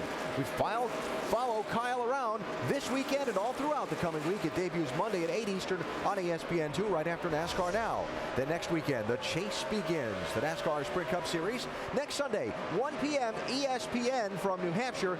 Note that NASCAR Countdown goes to ESPN2 at noon Eastern next Sunday and for the rest of the Sunday shows. Then drag racing's O'Reilly Auto Parts NHRA Nationals are next weekend as well. Qualifying next Sunday, 10 a.m. Eastern ESPN2. The finals next Sunday at 7 Eastern, also on ESPN2. The autumn's always a busy time for motorsports, and so it will be on the ESPN networks. So while Denny Hamlin leads, he's built up an even 1 second advantage over Jimmy Johnson in second. And as we look at that 48 car, Ray, you're noticing some trends. Well, we've got a pattern. It takes about 40 laps, and the 48 car becomes at least one of the fastest cars, if not the fastest car on the racetrack. And whether that's a tire pressure thing or the drop-off comes to him, he needs those 40 lap cycles. If this race stays green, he can build on that lead. Unfortunately, it's not. Caution comes out, and guys that are faster on a short run get position on him. Update on the 48, Doc. When I listen to Chad Canals talk to Jimmy Johnson, it reminds me of hearing Ray Evernham over the years here at Richmond talking to Jeff Gordon. He's a disciple of Ray Evernham, and what Chad says is not now. Be patient. Roll the center. Be patient. And when Jimmy a little bit ago pulled over and let Denny Hamlin go by, Chad applauded his driver and said, very, very smart. Not time, not yet. I don't think we've seen all that 48 car has, but I bet you we'll see it in the final 100 laps. Yeah, and Doc, while you were giving that report, we saw Chad Canals leaning out from the canopy over the pit box, looking up at the sky. There is rain coming toward the city, and there are some sprinkles being reported in the area near the racetrack. That could change a lot of things. It really could change a lot of things, but we're past halfway. This race is going to be ended tonight, no doubt about that. No coming back tomorrow. Rusty, you were watching Clint Boyer and really impressed with what he's shown you in this race. I really am. I mean, I wanted to take a look at who's going to be strong going into this chase. Who is the real deal? And it looks right now the top four guys are in the chase: Denny Hamlin, Jimmy Johnson, Clint Boyer, and Kyle Busch. But this guy right here, Boyer, he is a short track ace. He has been solid all night long. And right now, guys, he is showing me the right stuff. What you got to have going in next week to allow New Hampshire to win this title. And with everything he's got on the line tonight, he has sure been impressive. 43 car, Mr. Big Brad. Did you wear that number in basketball? I surely did, and A.J. Allmendinger is representing it very well tonight. Good run for A.J. and the RPM Motorsports guys. You know, it's been a tough season, a long season, but A.J. has put himself up in that top 5 and has just stuck himself there. He's doing a good job maintaining, running some good lap times, taking care of those brakes. Could get really a tremendous finish tonight for that race organization. All right, so the Dinger's representing the number well. Yeah, he's representing well, baby. Well, we watch the radar and watch the sky and watch the camera lenses, Marty, DJ, and Andy, and let's just clear up. If we get a shower, that doesn't mean the race ends right there, but it does mean if conditions prevent NASCAR from resuming the race, it could be made official tonight. You're absolutely right, Alan, as we are watching the 43 A.J. Allmendinger going around the car that is 3 laps down now. Dale Earnhardt Jr., just an awful night for the 88. Denny Hamlin, on the other hand, having a great night. His lead is 1.1 seconds over Jimmy Johnson. The 2 top seeds heading into the chase that starts next week. There's Casey Kane. He's a couple of laps down. Elliott Sadler also in that mix of guys that are not doing all that well. And then there's Jimmy Johnson. Looks like he's not all that worried about the rain because I don't see him closing the gap. Well, I'm not sure that he can. I think that Denny Hamlin's car, the setup that Mike Ford has put underneath this car tonight, is really easy on the tires. After they run 40 or 50 laps, he's just superior to the rest of the field. And you saw Clint Boyer and, of course, Kyle Busch, I should say, running in fourth. He is 4.1 seconds behind the race lead. Well, he's just less than a tenth of a second faster than Clint Boyer, but he's pretty steadily picking it up. I mean, half a tenth here. You see Boyer now working up high a little bit. See a little smoke coming off the splitter. You know, we mentioned the fact that Kyle has won twice here. Denny once. The last 3 races all by Joe Gibbs Racing. Those drivers have now led over 1,200 laps here in the last 6 races. That's more than 700 laps more than any other team. They've got this track down pretty well. And Denny Hamlin's lead is now up to 1.6 seconds after 220 laps. And we're closing in on another round of pit stops. Well, you can see it. We talked about at the beginning of the broadcast. A chance of rain. It has arrived here as we have completed 226 of 400 races. It is Denny Hamlin, Jimmy Johnson, Clint Boyer, Kyle Busch, and A.J. Allmendinger, your top 5. And now the question is, how quickly will this shower pass, guys? Yeah, the better question is, I'm going to ask our crew chief buddy sitting over here beside me, what do you do right now? You pit, if I'm Denny Hamlin, I'm definitely going to stay out right here. But if I'm Jimmy Johnson, I'm for sure going to pit because that second place won't get you anything. So take a chance. Well, the free pass is going to go to Jeff Gordon. He's the first car 1 lap down. That'll give us 18 back on the lead lap. Pits are closed right now. I have to change that a little bit. I'm going to watch at 11. If he pits, I'm staying out if I'm Jimmy. Yeah. We're going to have to wait at least 1 more lap before we can find out on that. Yeah, rain's still coming down. You know, it's a steady, light shower. I think, if I'm Denny, I'd stay out right here and just wait to see what the weather's going to do. The rest of them have to pit. Denny and Jimmy. Bray, what are you thinking down there? Oh boy, looking at the weather radar, it didn't look like a big shower, and it's early enough tonight. We've run very, very late here. I'm afraid I'd pit, get my tires on, because I believe that NASCAR is going to do everything that they can to restart this race. I'm looking at those guys, looking at the chase. They've got nothing to lose, so they might as well gamble and pit and get their tires on. Well, there's one guy that maybe I'll stay out too, is Clint Boyer. Here he got. Oh man, I'd have stayed out if I was Jimmy. Well, they're coming. Well, they're pretty confident that this is a short shower, that they'll get back under green here pretty shortly. Doc? And Jimmy Johnson talking about how his car is tight in the center with a direct entry. He opened up his entry and the car got a little bit better, but they're going to make another chassis adjustment and air pressure on the 48 car. Vince. The 33 car of Clint Boyer's been pretty good throughout the course of the night, but he said it was just too tight on that last run. They made 1 round up on the right side track bar and an air pressure adjustment. The 18 of Kyle Busch likes his car. He's come all the way from 32nd up into the top 10. 4 tires, air pressure adjustment. Dave Burns. Hamlin's black number 11 won't turn in the middle of the corner. They made a wedge and they went back on an air pressure adjustment they'd made previously. They'll hold the lead off pit road, except for the guys that might have stayed out, Marty. There is the Longhorn Steakhouse race off pit road, and there's Carl Edwards still on the pit lane, and Montoya picks up 1 spot. Allmendinger loses a couple. Everybody else pretty much holds the station. Kenseth picked up 1. Jeff Burton opted to stay out there, and he yeah, said at least somebody did. Still 1 here. Yeah. Oh, that's a good move. Todd Barrier, he's a gambler. They weren't going to win any other way, so why not? Give it a shot. Here, it looks like Jamie McMurray stayed out. He was running 12th at the time, so the top 11 came in, and now all the lap cars are making their way down pit road. And right behind him is Jamie McMurray, who also decided to stay out. So, as we are under our 3rd caution, this one due to weather with a light rain shower in the area. We'll be back with more after this message and a word from our ABC stations. Are you ready for some football? Well, Monday Night Football kicks off September 13th. A doubleheader at 7 Eastern. Ray Lewis and the Ravens take on Mark Sanchez and the Jets. They were just 1 win away from the Super Bowl a year ago. Then at 10:15 Eastern, Phillip Rivers leads the Chargers against Matt Castle and the Chiefs. It's Monday Night Football on ESPN Monday, and coverage begins at 5 Eastern with Monday Night Countdown, served up by Applebee's. All right, we've still got our rain caution going on here, our 3rd one. We've completed 232 laps. Let's talk to our in-race reporter who's running, let's see, right now 14th, Carl Edwards. Hey, Carl, DJ, you got a copy? Gotcha, DJ. Hey, first thing, was there any discussion between you and Bob Osborne about possibly staying out just in case this rain continues? Oh, there was discussion. I almost stayed out. Bob would have been, he'd have been really mad at me because I didn't know the 31 stayed out, so we would have done it for nothing. But I listened to Bob. I did what he said to do, and we pulled in. But, you know, if it rains right now, Jeff Burton is going to look like a genius. So hopefully it goes green and we get some racing. Okay, let's talk about your car. Looked awful strong at the beginning, but looks like you've had a few handling issues since then. Oh, you noticed that. We been struggling, man. You know how it is when you come off the corner and you know, I'm trying to push the throttle down and we just have no rear grip. So Bob and the guys took a pretty big stab at it here, and hopefully this thing holds on.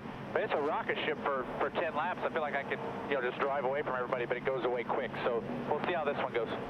Has the racetrack changed somewhat since the start of the race then, that's gotten worse? I don't know if the racetrack's changed. I think everyone else has got their cars set up a little bit better for the long haul. And I mean, for me, it's like, you know, at the 10-lap mark, we throw out the anchor and just kind of hanging on. So the car is really good. We've just got to get those, you know, those adjustments for the long run down. And I think we might have something here. We'll see. Okay, hopefully we made some good adjustments. We'll go back to green and watch you go to the front. Thanks for talking. All right, thanks a lot. While we've got a moment, let's update you. We've had 5 different leaders. The man who's led the most laps is Carl Edwards, although Denny Hamlin has just led 2 less, 95 to 93. As we said, 11 lead changes. 4 cars are out of the race. Terry Labonte, Kevin Conway, Joe Nemechek, and Jason Leffler. And we have now, with Jeff Gordon getting the free pass, 18 on the lead lap. So Jeff Burton and Jamie McMurray stayed out. Our rain caution continues. We'll step aside for just a few moments. There's a pretty sight. Looking down from the Goodyear blimp, make sure to go to Goodyear.com and check out Goodyear's Support Our Troops program. There you can send a thank you message from a NASCAR driver, enter for a chance to win a 2011 Ford Taurus and other great prizes and more. It's at Goodyear.com. Well, the weather can't be all that heavy because the blimp's still up there flying around in it. Yep. And so we have the field still on the racetrack, keeping the moisture out of the surface. The jet dryer's out there as well, trying to evaporate what little rain has fallen so far up, and look to get this race back under green as quickly as possible. And from the pit studio with Rusty Wallace, Brad Daugherty, and Ray Evernham to talk about here, not the guys that have been running up front dominating the race, but some of the guys that have been kind of surprising us with how far back they are. Casey Kane. Yeah, really surprised. Again, these are guys that have won here. He and crew chief Kenny Francis had a good setup. I talked to their engineer this afternoon, Keith Rodden. He said that they felt like their car was pretty good. Again, I'm surprised at how far they're off tonight. 2 laps down, 32nd position. Jeff Gordon, another one we want to talk about. Yeah, we just, we expect Jeff to come into this race. He's had a lot of success here and be very strong, get himself an opportunity to get a win for the season, vault himself into that championship hunt. But boy, they have really, really struggled. They've been back as far as 30th, and right now they're 17th, just not advancing themselves at all. He is going to get the free pass on this caution to get back on the lead lap. Another Hendrick car I've been watching. Yeah, Mark Martin. I mean, Mark is just not where he needs to be right now. The car's not been handling like it did last year. Right now he's running in the 20th position, 1 lap down. Just not a good run. Hopefully he can turn this thing around and get this car back in the lead lap, make some changes.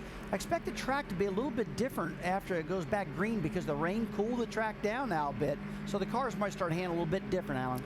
NASCAR getting thumbs up from the drivers that the track is in raceable shape. Jeff Burton is going to give up the lead, make a pit stop here. And so let's talk about what this is going to gain and what it's going to cost the 31, Vince. Well, they were playing the waiting game in regards to the weather, and at this point they realize they're going to go back to racing, so they do have to come in and pit. So they're just having some problems with the entry, not having the grip, and the exit is even worse. Front tires are chattering, making an air pressure adjustment and a track bar adjustment. Funny, though, when they talked about going back to racing, Jeff Burton said, it's a monsoon out here. They can't be racing. Sunoco fuel filling it up on the 31. Yeah, don't you love it? All right, Vince, thanks. So Burton will rejoin at the back end of the lead lap. He's going to be about 17th in line. Jamie McMurray had already pitted for this. One other guy to mention, the first man outside the chase starting the night, Ryan Newman. He took the green flag back in 23rd position. He's worked his way up into the top 10. The closer he gets to the front, the more pressure it puts on Bowyer maybe to be a little conservative. Yeah, it puts a little bit of pressure on Bowyer, but Bowyer better be looking at him because Ryan is really running good. He's up in the 10th position right now. Got some fast lap times.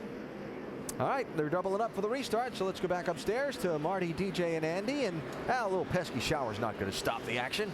Not for long, thanks, Alan. And let's revisit quickly the AT&T Fastest Pit Crew of the Year award. The fastest pit crew is determined by the winner of each race, pit times, and your votes. Be sure to text the car number to 2258 for your pit crew choice. Well, the fastest pit crew on that round of pit stops on pit road was Clint Boyer's team.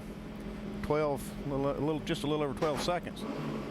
Yeah, talk about Clint Boyer. One thing that they were talking about and Ryan Newman being up there, the one thing that Clint Boyer still has to worry about, we've got very few cars out of this race, only 4 that are out right now. So if he does have some kind of problem, that puts him in a very precarious position. Ryan Newman up in that top 10. Well, that's the thing I look at is Ryan Newman is on the move coming forward. So I would be kind of worried about that. I mean, I still think it's time for them to keep racing through the windshield. They've got a great car tonight. Newman's restarting 9th. It's Hamlin, Johnson, Boyer, Kyle Busch, and Montoya, your top 5, and we're green again.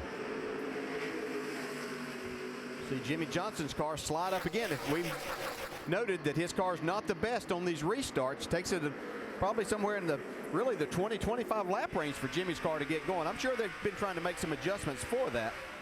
On board for that moment there with Kyle Busch. Remember, he started this race 32nd. He is right now running in the 4th position.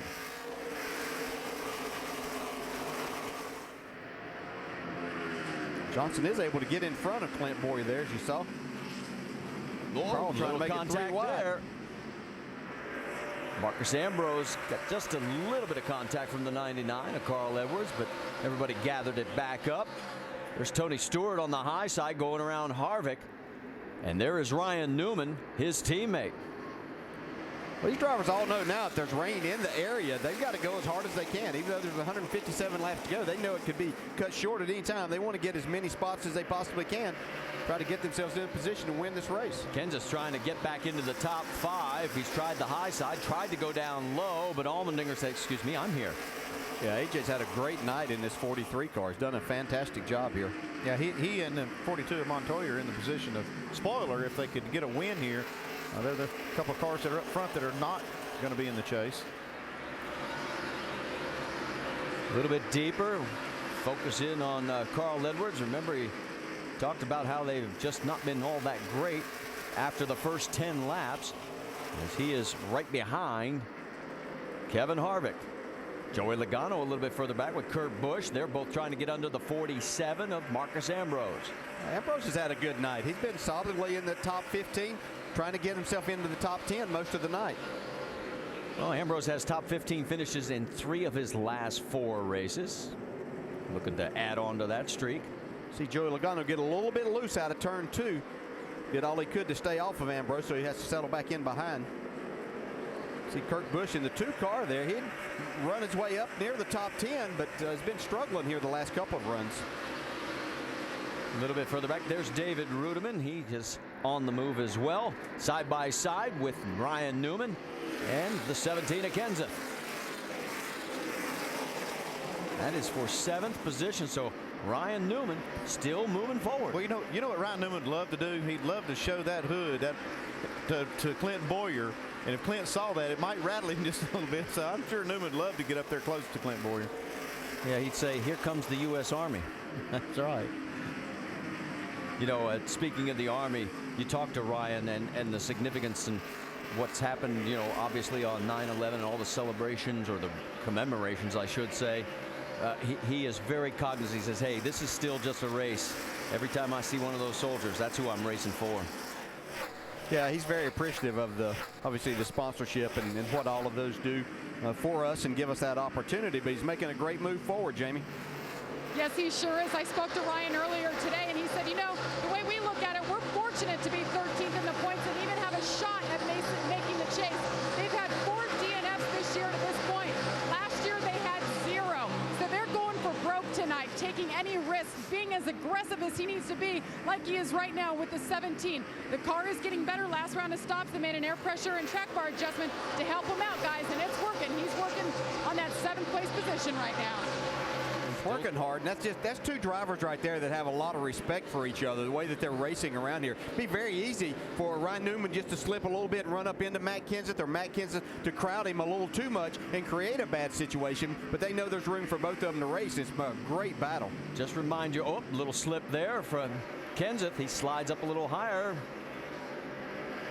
And we were mentioning the fact that up front, it is still Denny Hamlin on the left side of your screen, but the 33 of Clint Bowyer is running a little bit quicker, getting a little closer. Still the best battle in the top 10 is that one on the right side. Yeah, and this is really difficult, I can tell you, as a driver, to keep your car down on the inside. Now Ryan Newman finally has to give it up a little bit, but to stay down there that many laps, you're getting a lot of heat in your tires, and it makes it very difficult to not only make that pass, but to stay off of the guy. Well, Denny Hamlin still out of front of Bowyer, Johnson, Kyle Busch, and Juan Pablo Montoya. ESPN's coverage of the NASCAR Sprint Cup Series on ABC, brought to you by Goodyear, innovative technology to help you get there. And Cheez-It, because at Cheez-It, real cheese matters. Back here at Richmond International Raceway, where we have completed 260 of the 400 laps. Denny Hamlin has just become the third driver to lead over 1,000 laps since they reconfigured the track to the three-quarter mark in 1988. Second place is Jeff Gordon with 1,402. And guess who's number one? Our own Rusty Wallace, 2,934. All right, Jimmy Johnson is now in third position. He's about 2 seconds behind the race lead. Let's listen in on the radio. Yeah, I just realized I didn't set my brakes back after the caution, so I had more front brake there than we probably wanted to. Seemed to work okay, so this is FYI. If you see excessive temps, I guess that's why. Is that why you were tight in the middle? Possibly. Killing me, dude. Yeah, I know. I feel pretty bad about it. Told you. That's Sprint's inside look at the chase for the NASCAR Sprint Cup on the Now Network. For more NASCAR stats, in-car audio, and live race radio, check out NASCAR Sprint Cup Mobile at sprint.com/speed. All right, Jimmy Johnson's running third, but closing is Kyle Busch as he is running in that fourth spot. There you see the margin between the two of them.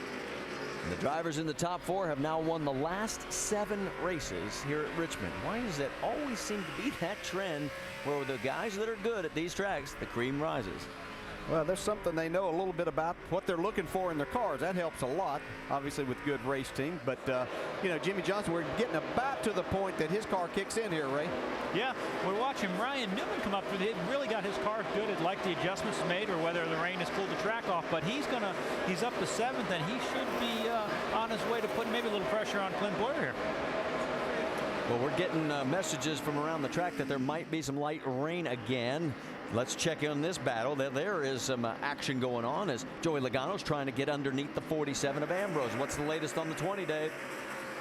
Better, Marty. They made a big improvement in this race car after he went a lap down and got the lucky dog on the caution before the one we had for rain.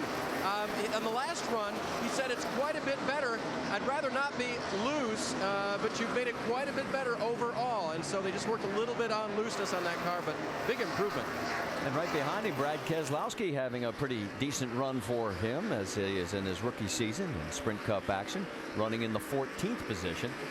He's still looking for his first top 10 finish in Sprint Cup action this year.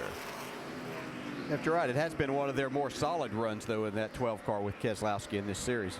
How about a check on Jeff Gordon? Remember, he got the lucky dog, got back on the lead lap. He is running in 18th right now. Jamie? Well, it has been a tough night for this 24. They started off and made so many changes. They said they were trying to put a new race car on the track. And although it has gotten a little bit better, he got himself in the lucky dog position, got back on the lead lap. He hasn't made any progress since we went green. So this 24 not having the night they were hoping for. Of course, you hear that word momentum, and he was hoping to start it here at Richmond.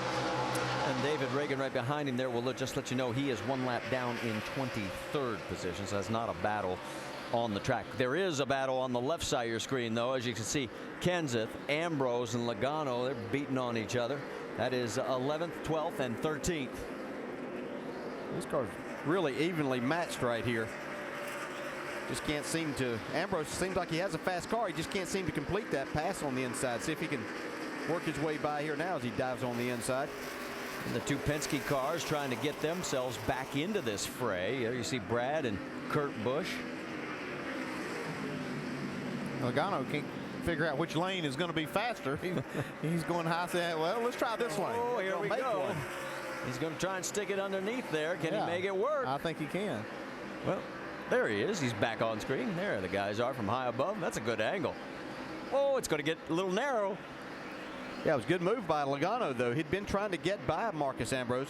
This may be his opportunity that he kind of forced himself into there. See all of these splitters dragging in down, going into these corners. That shot right there really shows that. I mean, you see a lot of smoke coming off of him as he entered the corner. Almost a little contact between the two, between the 20 and the 47. Well, you see the smoke really coming off the 20 car there, where he really charges down in the corner. Like his problem had been where he was a little bit loose, but it looked like he's going to be able to complete this pass now. So 2 spots picked up by Logano. That's a nice move. So Joey now up into the 11th position, and now that he's cleared him, he's starting to open up a little ground. Oh, I saw some raindrops on that camera lens. I hope that's residual and not new. See, Kenseth really sliding his car. It looks like he's fighting some grip issues right now. Well, we're in another green flag run here, and now Kurt Busch gets around Brad Keselowski, so move Kurt up to the 14th position. How about David Rudiman fighting his way back after having that cut tire? He is right now the first car on the 1 lap down mark. He's in 19th. He would get the lucky dog if we do have another caution.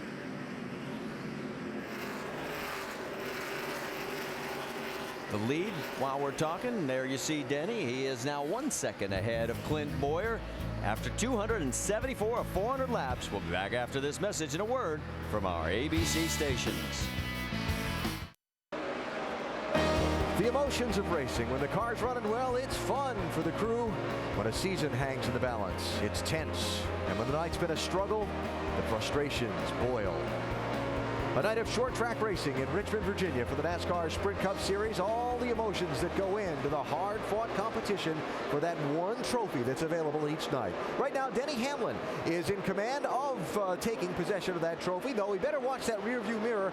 Kyle Busch has been on the move this whole race long. Clint Boyer, looking to clinch the final place in the chase, is running second, while his nearest rival, Ryan Newman, is running in 7th. And Greg Biffle, despite the frustrations of the night, he's running 33rd, 3 laps down. But he only needed to finish 42nd or better. There are 4 cars out of the race. No matter what happens the rest of the night, Biffle will be one of the championship contenders. And inside the pit studio, we approach the 3/4 mark of this race. Another round of pit stops coming up for the leaders. This has been a night of a few cars really duking it out at the front of the pack for the lead, and long runs where the handling of the cars have come to show themselves in various ways. I'm really surprised how long a green flag laps we're getting here. I mean, long runs. I mean, longer than normal here. I don't know what's going on, but the cars are all handling pretty good. The track is staying good. But Denny Hamlin, Clint Boyer, Jimmy Johnson, Kyle Busch, those 4 have been staying up the top 5, top 4 positions all night long. Real solid, but there's been some real surprises back there also. Like that kid in the 20 car, Joey Logano. Where's he coming from? He's marching his way up through the top 10. He's doing a great job, and as the track changes and guys get a chance to work on their cars, we are seeing some surprises. I mean, I agree. The top 3 cars, Hamlin, Boyer, and Johnson, have been the class of the field. Obviously, a big battle going on there for top seed between Hamlin and Johnson, but the like Harvick, Logano, guys that have moved up from the heel, Kyle Busch, we've seen guys adjust cars and come on up through the field from way in the back. Yeah, Logano now started up front, faded a bit, now is beginning to work his way back toward the front. So his team working on that piece and getting it to his liking now as we reach, as I said before, the 3/4 mark of the race. Marty, DJ, and Andy. Be interesting to see if that big orange car can get up front and mix it up with some of those guys. And we'll keep tabs on that, Alan. Thanks, guys. And you mentioned the fact about the lack of cautions. I don't want to jinx us, but right now we are tied for the fewest cautions in this race at 3. It's happened twice, 92 and in 97. The most, 14. Last year we had 10. Of course, we got a long way to go. Still got time to have a few more cautions. Yeah, and we know that a lot of times cautions breed cautions, but right now I think the impressive thing is Joe Gibbs Racing. They've got 3 cars. There are 3 cars in the top 8. You watch their lap times. They're 3 of the fastest cars on the track with their lap times also. And we talked with Carl on the in-race report, and he is still having his issues, though. He is now running 10th, and Marcus Ambrose trying to take that spot away, and looks like he's going to. Yeah, Carl's car is just not good. After he gets, you know, he was saying for 10 laps it's a rocket ship, and then it starts falling off. I think really it's after about lap 30 to 35 that he really starts to fall off and just lose a lot of grip, Dave. Yeah, Carl just radioed in. The air pressure adjustment helped the rear grip, but he still needs more front grip, so they're still tweaking on it, DJ. Still got time as we've got 110 laps remaining. Left side of your screen, we've got a little bit of traffic, including Matthias Ekstrom, first from Scandinavia ever to be racing in a Sprint Cup oval race. Doc, you've got more on Matthias? Yeah, just amazing, Marty. You know, you mentioned he had never been on an oval before until a couple weeks ago when they took him to test at Gresham Motorsports Park. And then this past Tuesday, they took him to the old North Wilkesboro Speedway. And they went through 12 sets of tires to get him accustomed to feeling that. The car sideways coming off the corner, and what you do and how you accommodate and how you don't wreck yourself or somebody else like Denny Hamlin trying to get by here. And the young man has done a very nice job. First time on an oval, first time in a NASCAR Sprint Cup race on a short track. He did run an Infineon, but that's a road course. He normally runs road races with full-body sedans that have a Formula One type technology over in Germany. Not a bad start here on the short track for the young Swede. Yeah, he is very good over in the DTM series in Germany. He is now 3 laps down, but at the rate he's going, he might be able to say at the end of the night, I finished ahead of Dale Earnhardt Jr. because Jr.'s 34th, 4 laps down. Ekstrom in 31st at this moment. Regan Smith right in front of the race leader. Regan trying to stay just 1 lap down. He is 25th. And he is hanging on to that spot, trying to work his way back into a potential lucky dog position. We are approaching the 3/4 mark. It is still Denny Hamlin. He has now led 147 laps. Carl Edwards is second in that department, 95. What about Jimmy Johnson? Well, he's 3rd right now. Boyer is running second by 4/10 of a second. And as we mentioned, Hamlin's still the man. ESPN's coverage of the NASCAR Sprint Cup Series on ABC. Brought to you by Verizon, the network with the most 3G coverage. And Longhorn Steakhouse. Join us for a perfectly grilled steak at Longhorn Steakhouse. And welcome back to the Air Guard 400. Make sure to go to NASCAR.com for all your latest NASCAR information.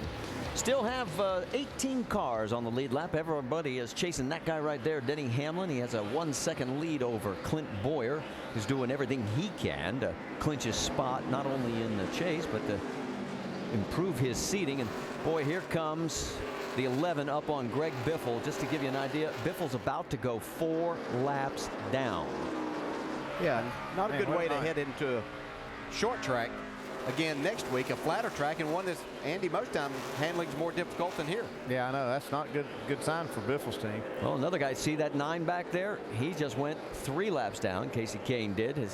Here comes the 18, still on the move.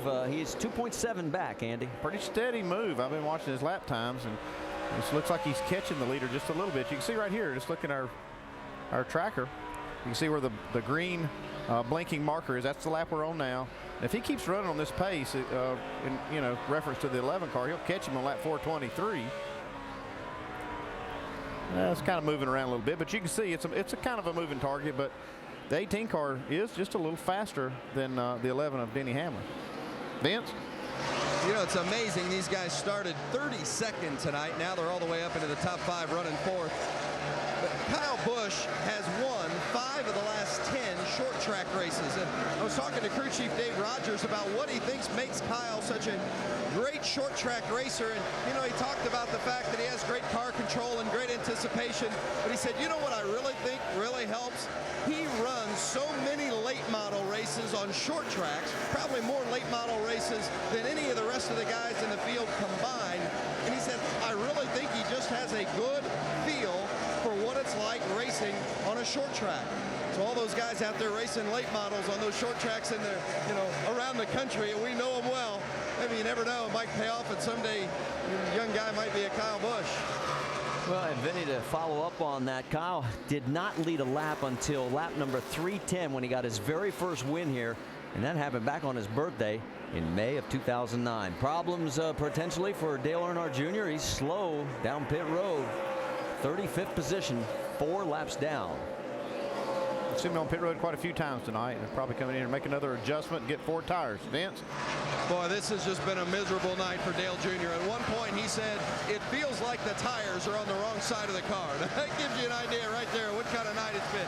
I mean, wedge, track bar, rubbers in, rubbers out. I mean, Packers, everything they have thrown at this 88 car tonight, and they just can't get it comfortable for Jr. Well, he pulls back out while Denny Hamlin continues to pull away. The lead is now 1.3 seconds over Boyer. Yeah, Denny got caught up in some traffic. A couple of cars that really raced him hard, and that let Clint Boyer get within about 2 or 3 car lengths of him. But since then, he's stretched it back out. You see, he's got a little more traffic to encounter. There you see the gap from second to third. There's Boyer, and then right behind is Jimmy Johnson. Paul Menard, remember, he was in the mix early, but Paul right now just in 29th position, 3 laps down as they slid backwards and not been able to recover. Look out, this could get a little dicey for the race leader. Well, the good thing is he has enough of a lead that he doesn't really have to worry about this, and he knows that when he gets in clear traffic or gets it out of the traffic and into the clear racetrack, he's able to pull back away. Dave? And DJ, as he tries to make his way through this lap traffic right now, I know crew chiefs like Andy Petrie, no matter how much time NASCAR gave him to practice, they would still want more time on the track before the race. Here he's going to make it by, it looks like now. They got 2 hours and 45 minutes on Friday afternoon, and Mike Ford told me this morning that they adjusted their practice schedule because in this type of setup, the race trim, they really weren't the best. Remember, in qualifying, he was only 14th. Mike said we gave up an entire block of time we were going to use to work on qualifying trim to work on our race trim. Sometimes it's in how you practice and how you use your time that gets you to the front. Yeah, Dave, looks like they made the right decision to work on race trim because they've definitely got everybody kind of covered right now. You know, we were talking about Kyle Busch. He's just was a little quicker for a span of time there, but it looked like if he was going to catch Denny, it would have to be when the race was over because he wasn't going to catch him till 4:22 or whatever it said, but raced only 400 laps. Well, I just saw for about the 3rd lap in a row on that long shot behind the 11, the 77 of Sam Horner. He's several laps down. There he goes through the screen. He has been very, very loose. And gets much looser. He's going to be into the wall. There is Kyle Busch. He is still running in 4th. It is Denny Hamlin, though, with 87 to go, in control.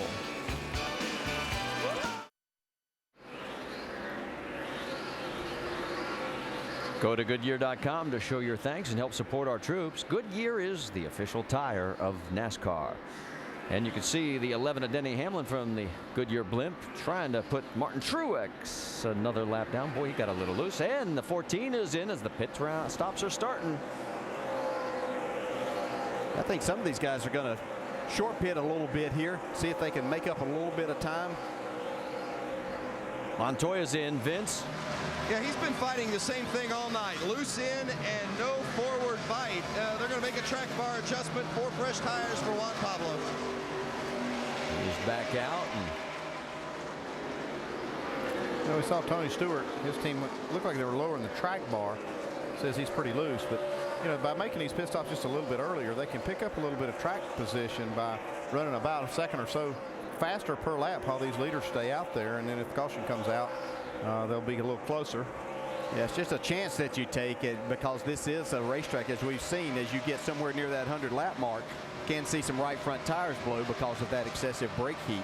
So it's a chance you take, but it could work for you. Well, let's send it to Jamie. And Jamie McMurray calling the shots now, saying, I'm coming now, guys. 4 tires. Remember, he started back in 34th. Car hasn't been terrible. Typical, tight in the middle, little loose off. 4 tires, and that's the call, Dave. 12th car of Brad Keselowski is in. It has been a very tight race car for Brad, but it'll be only an air pressure adjustment already made in the 4 tires that are going on the 12th car. Keselowski back out. Battle for second is getting a little better because Boyer and Johnson, look at this, they've got a lot of traffic in front of them. Yeah, I just saw Tony Stewart blow by both of these cars with those new tires. You can kind of see just how much faster they are. Yeah, we've got a lot of cars that are starting to hit pit road now. Allmendinger's down in the pits. Jamie? And A.J. Allmendinger saying, man, why can't we figure it out what these leaders are doing? He's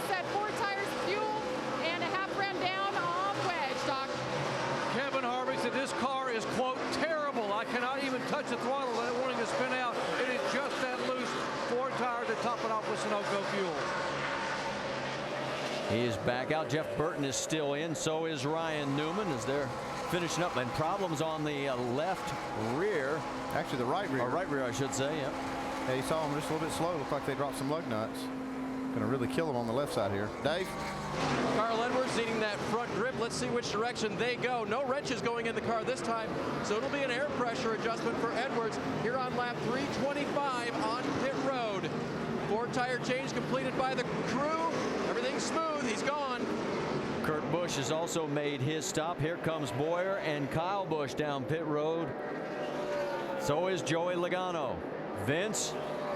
Well, the 31 of Clem Boyer, the 33 of Clem Boyer, says it's just a loose end. They were tight earlier in the race. Now it's a little too loose. They're going to make a track bar adjustment. They talked about air pressure, but they decided to stick with the track bar.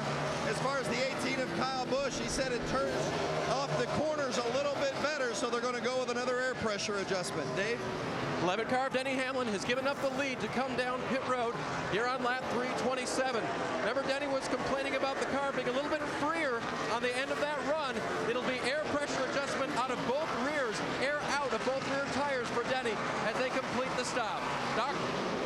4 tires, chassis adjustment. Jimmy Johnson said the car is still a little bit snug in the middle of the corner, loose getting in. He made an adjustment. He's away.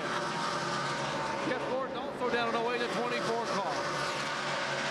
So the pit stops continue now as most of the cars on the lead lap have made it through pit lane. Had their service and back out on the track with 73 laps to go. And there's, look at Montoya all over the 11. And this right now, according to NASCAR, is for the lead. And Montoya looks like he's going to get it. Well, remember, Montoya stopped quite a few laps before Denny Hamlin, so made a big difference. Yeah, that shows you what we're talking about. When you short pitch, you can gain that track position. You see Bobby Labonte's having some kind of problem under the hood. And it looks like their night is over as Bobby has climbed out of the 09. But that's the advantage you have if you short pit and the caution doesn't come out for a while. That's how you gain that track position. Right here you see looks like some flames under the hood of this 09. You're going to get Bobby out. And they quickly extinguished it, so yeah, maybe keep him in now. They were going to try to get him out of the car. That fire going on under the hood. So now we've had our 6 different leaders, 13 lead changes tonight here at Richmond. And it is Juan Pablo Montoya. He has 2 wins on the road courses, still looking for his first win on the oval. We should see Denny Hamlin go right back by him because his tires are now fresher. I think it maybe took 3 or 4 laps for Denny's air pressures to come up where his car's faster. It looks like he's probably going to overtake Montoya pretty quickly here. It was a big jump for Montoya to get up there, and let you know that Kyle Busch is now back in that 3rd spot. He had a great pit stop. His crew did a fantastic job, as you point out. Most of the time they do, Andy, but it's got him up into the 3rd. Well, Montoya's first laps led at Richmond has ended as Denny has gotten back around him on the left side. The battle for 4th with Jimmy Johnson and Clint Boyer. Kyle Busch is sandwiched between these guys. He is running in the 3rd position. And there you see him as he comes through. Yeah, Clint Boyer got beat off pit road by the 18 team, then got passed on the racetrack by Jimmy Johnson. So as of now, we've got 67 laps to go. There is your top 5, and Joe Gibbs Racing's won 8 of the last 10 on the short tracks. Let's check the calendar because NASCAR Now is going to be on tonight, 12:30 a.m. Eastern on ESPN2. And then a premiere Monday, 8 Eastern. It's Riding Shotgun with Kyle Busch on ESPN2. And, of course, next week, Sprint Cup Series is in New Hampshire. First race of the Chase, Sunday, 1 Eastern on ESPN. And for drag racing fans, the O'Reilly Auto Parts NHRA Nationals qualifying next Sunday at 10 a.m. Eastern. The final Sunday night at 7 Eastern. All of that on ESPN2. You are riding shotgun with Kyle Busch as he has moved all the way up to the 2nd spot. Remember, he started 32nd. And we mentioned at the beginning of the broadcast, the deepest that anyone's ever come back from to win was 31st. So he could turn another page in the history book here at Richmond. We saw the flames and everything shooting out of Bobby Labonte's car, and Dr. Jerry Punch has caught up with him. Yeah, Bobby got away that smoke-filled Chevrolet. Bobby, what happened? I come in the brakes, or come in the pits real hard on the brakes, and I might have burnt something up on the right front, like a brake duct hose. So I shut all the brake ducts off and all the radiator fan off to keep from blowing on it. And I saw the fire under the pit stop, and I took off, and I was hoping it would obviously go out, but it started to burn a little bit more. Must have burned a fuel line or electrical line or something like that, because it started to miss. But obviously the fire started getting worse. So just want to thank James Finch and Nick and everybody. We didn't have a good qualifying run, but we were making steady improvement all night. We're up to 25th, and just need a little bit of money for James to run a few more races this year. But still, all in all, a good night for us. Just didn't quite get the finish we wanted after running most of the race, but that's the way it goes. Scary moment for Bobby Labonte. He's okay, Marty. It's only the 5th car out of the race tonight, as it has been a very low attrition rate here at Richmond International Raceway. Clint Boyer looks like he's closing in ever so slowly and surely on Juan Pablo Montoya. Yeah, but only those 5 cars out you were talking about has made it still a little uncomfortable for Clint Boyer. Even though he has a great race car, they realize that if they get themselves in any kind of bad position and have something to happen, that they can still find themselves outside of the chase. But looks like he's got things well in hand right now. 18 cars total on the lead lap, and there is some of the lap traffic that our race leader Denny Hamlin is fighting. Paul Menard and the 19 of Elliott Sadler. Sadler is 26th, Menard 27th, so they actually are battling for position on the racetrack while also trying to let the leader go through. Yeah, Kyle Busch having to deal with some lap traffic too. So it slowed him up. There is Kyle. It's always tougher for the leader to get by these guys, even though they're getting the flag for him first. They always race the leader a little bit harder, so Kyle could benefit from this. He's been just a little bit faster, been closing this lead down a little bit, so we'll see. But I still think that if this thing goes green, Denny Hamlin's car is the best after they get about 35 or 40 laps on the tire. You see the 98 getting kind of loose up off of 4. It's kind of loose. Oh, yeah. Looks worse on TV. He was, yeah, right. That's not what you used to say when you were behind the wheel. Little smoke from the 17 of Matt Kenseth on the left side of your screen. That is a battle for 12th with Jeff Burton going on. And on the right side of the screen, you're on board with Kyle Busch as he's trying to get around Elliott Sadler. Yeah, whether Kyle wins this race or not, it's been a great run for him to come all the way up the way that he has tonight from 32nd starting spot. It's just amazing what he's been able to do. But they've got this Joe Gibbs Racing. I'll go back to them again. They've got 3 in the top 6, and they turned about the 3 fastest times each and every lap around here. Well, and remember what we talked about also at the beginning of the broadcast. The win is what counts for everybody in the chase. It's those 10 bonus points. It'll help you in your seeding, and that's really the only thing these guys are fighting for right now. You know, 12 years ago today, Joe Gibbs Racing drivers finished 1-2 at Richmond when Stewart won. Labonte finished 2nd. JGR has finished 1-2 8 times in the Cup. And Vince is with Joe Gibbs. Well, these Joe Gibbs teams seem to have Richmond mastered, and now they're running 1-2 and seem to be generating momentum headed to the chase. Joe, what's your thoughts on where Kyle and Denny are at this stage? Well, first of all, hey, it's a great night. Appreciate the fans, everybody here. It's been a big night, FedEx, Mars, and for Joey. I think I'm really proud of all 3 of our teams. I'm nervous right now. Anytime you get 2 of your cars up front, I get nervous. That's a good kind of nervous, though, guys, as Coach Gibbs is keeping a close eye on Denny Hamlin and Kyle Busch. Well, if Joey picks up a few more spots from 6, he could be running 1, 2, and 3. He'd really be nervous. Well, I was just watching the lap times while we were focused on the 2 cars running up front. Joe Logano was running the fastest lap times for about 5 laps in a row of anybody on the track. He is 6th right now, 7 seconds behind the race leaders. That's Montoya and Boyer knocking it out for 4th. Yeah, I think Logano is going to have to have a caution, but we can't see that. We got 48 laps to go. If he gets that, he can be a factor in this race. See, Kyle now is kind of trying to change his groove a little bit, see if he can move up, get a little bit more speed, and have something when he gets to Denny Hamlin, because he knows Denny's going to be on the bottom. You see these speeds at the line. And here comes Joey.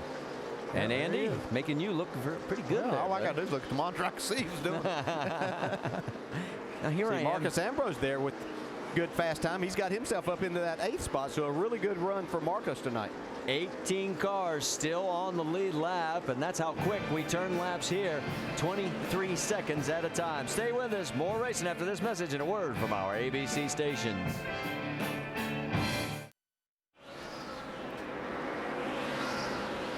Oh, this is the battle for the race lead with 39 laps to go here at Richmond International Raceway between the two Joe Gibbs Racing teammates. And really, Joey Logano, the third member of this group, he's actually running pretty darn quick too. He's running in 6th. Boy, when Kyle Busch can see the lead that close, he's a fairly dangerous man.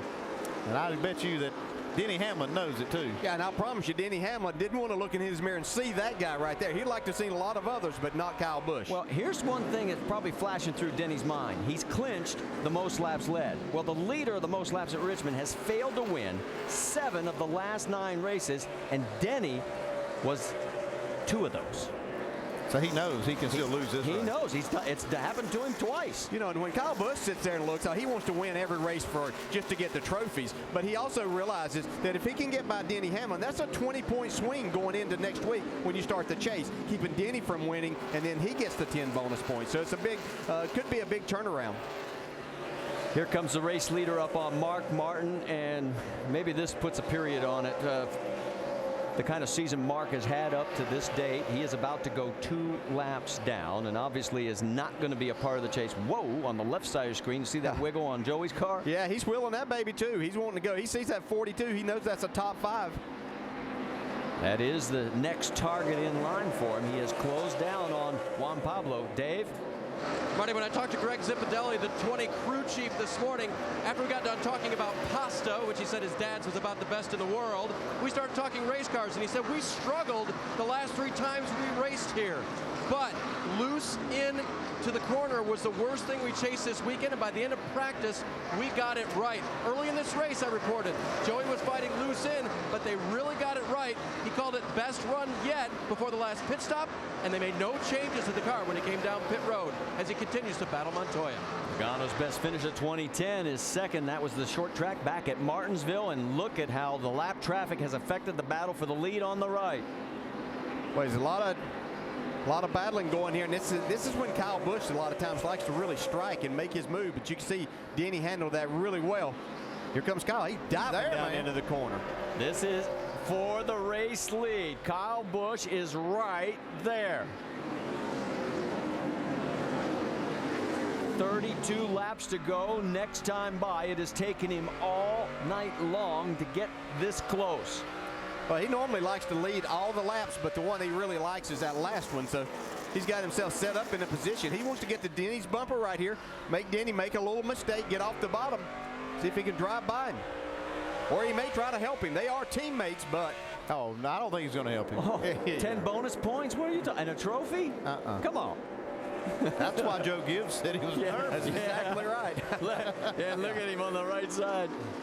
He is watching all of this and saying, oh, boys, just don't take each other out. Some great racing tonight from the drop of the green flag. We've seen it through the field. We've gone back as far as, like, what, 27th at one point.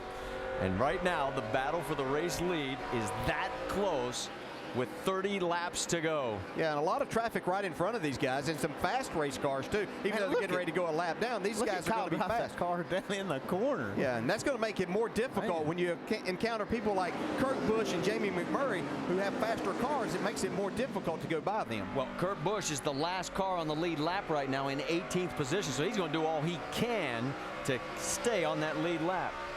I'm just watching how Kyle Busch just dives this car down in the corner, making up a lot of ground getting in. 2 totally different driving styles around here right now. Kyle dive bombing the corners, getting all that he can, and making those straightaways as long and that speed as long as he can. And Denny Hamlin, who's backing out earlier, letting his car roll and then getting to the gas and beating him off the corner then. Well, and Denny does part the seas like you were talking about as he gets past the lap traffic and now puts Kurt. And Kyle seems to have a little bit easier time up because everybody knows they're coming. Well, at least with this car, that's his brother right there in that 2 car. He's going to give you plenty of room, isn't he? Or is he? I don't know if he's going to give him all that much space. Come on, bro. Give me the line here. Well, the thing that helps Denny really work this traffic well is the drive off of the corners that he's able to get. That's really making a big difference here. Well, here's something to think about as we have 27 laps to go. Kyle Busch has passed Hamlin for the win twice on the short tracks. Will it happen again? This is the battle for the race lead between the Joe Gibbs Racing teammates. Denny Hamlin has it. Kyle Busch wants it. What a difference 1 week can make. Remember last week, Denny, how frustrated he was after the blown motor, finishing 43rd. And right now, he could take over the top seed if he holds on to the top spot tonight. It's been interesting to watch Denny Hamlin, especially down turns 1 and 2. He's moved up the racetrack some because the entire night he's been really right on that yellow line, and that's where he's been beating everybody. But he's moved up the track, and it's helped him get a little bit more of a run off the corner. But he's going to open up that bottom side for Kyle to dive in there one time. During the break, they put Jamie McMurray a lap down, so that means we now have 16 cars on the lead lap, and Tony Stewart is the next car in line, and here comes Kyle. Dive in the corner. He's just diving down in the corner, really using the brakes to his advantage. And like you said, Dale, the styles are so much different. Yeah. But it does make Denny pretty vulnerable on that corner entry where you could, they could make contact. Ruderman is already 1 lap down. That'll put him 2 down in 19th position. So we watch Kyle make this charge, trying to win this race. Give you a little nugget. Since we're getting ready for the chase, he's going to be in it. We've run on 8 of the 10 tracks so far this year, and Kyle Busch has scored more points than any other driver on those 8 tracks. So this could be the year. The other year he was the leader. We thought everybody was saying he was going to win. Didn't have a very good chase. Maybe this is the year that he kind of comes back and makes that amends for that. We mentioned it earlier. Here it is. 31st. Clint Boyer did it back in May of 08. Kyle started 32nd tonight, but he still needs 1 more spot to cap it off. And we are down to 17 laps to go. And here's Tony Stewart. You know he's going to fight to stay on the lead lap just in case that yellow flag comes out. Well, it's getting right down to it. I bet you Joe Gibbs is nervous. Because, Lane, you can just see how hungry that 18 car of Kyle Busch is to get this win. Yeah, it looks like Denny's might be sliding the nose of his car just a little bit down in the center of the corner, something we haven't seen much of tonight. That's allowing Kyle to get to that bumper. There. Taking a right peek. There. Can't get it done there. Heading down into 3. Let's go on board, and that's the view right on the bumper. I'm telling you, literally on the bumper. Got to hand it to Denny Hamlin, though. He's handling this with a lot of poise, not really overdriving his car any. Yeah, give Tony Stewart some credit right there, too. He just got out of the way. He knows he's not in the mix. That's kind of deal he would like to have when he's in that situation, so these guys will remember that. Tony, the winner last week, right now put a lap down in 16th position. It's amazing. You win 1 week and you're getting lapped the next week. This these boys are shows tough, how competitive this is. Denny Hamlin with 5 wins, Kyle with 3. 10 more bonus points, and really when you think about it, it's a 20-point potential swing for these 2 guys. It really His is. brakes are really hot. The 11s are glowing red. They're not saving anything now. It's only 13 laps to go. Joey Logano, we told you he was also on the move, the 3rd Joe Gibbs machine.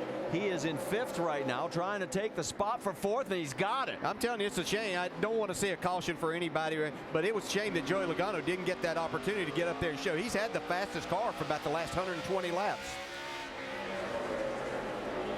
Jimmy Johnson 3 seconds behind in 3rd. And Logano and Boyer about 8 seconds back. But this is the battle for the race lead with 11 laps to go next time by. Yeah, look at Kyle slide that thing off of turn 2. There is Jimmy. There's nothing he can do about this right now. He knows that he could end up starting the chase seated 2nd if Denny holds on for this win. Greg Biffle goes another lap down. That makes it 6 for the 16. Marcus Ambrose, let's check in there because he's got a great race going. He passed Boyer to move into 5th. Just a great run all night long. He steadily made his way up into the top 10, and now he's moved all the way to the top to that 5th position. So nice job by Marcus Ambrose tonight. There you see his cycle. Low point of the night, just 15th, and he has run himself into Brad Daugherty 5th. must be talking to him, guiding him around here.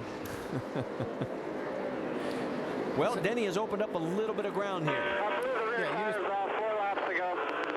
Well, you see that 18's backed off on it. Either he has, that's all he had, or whether he might be trying to save for the last few laps he can make a run at Denny. But he's definitely fallen off the back bumper. Well, you heard him say, I blew the rear tires off. Yeah, and you can see the rotor's really glowing now because he's been driving so hard down into the corner.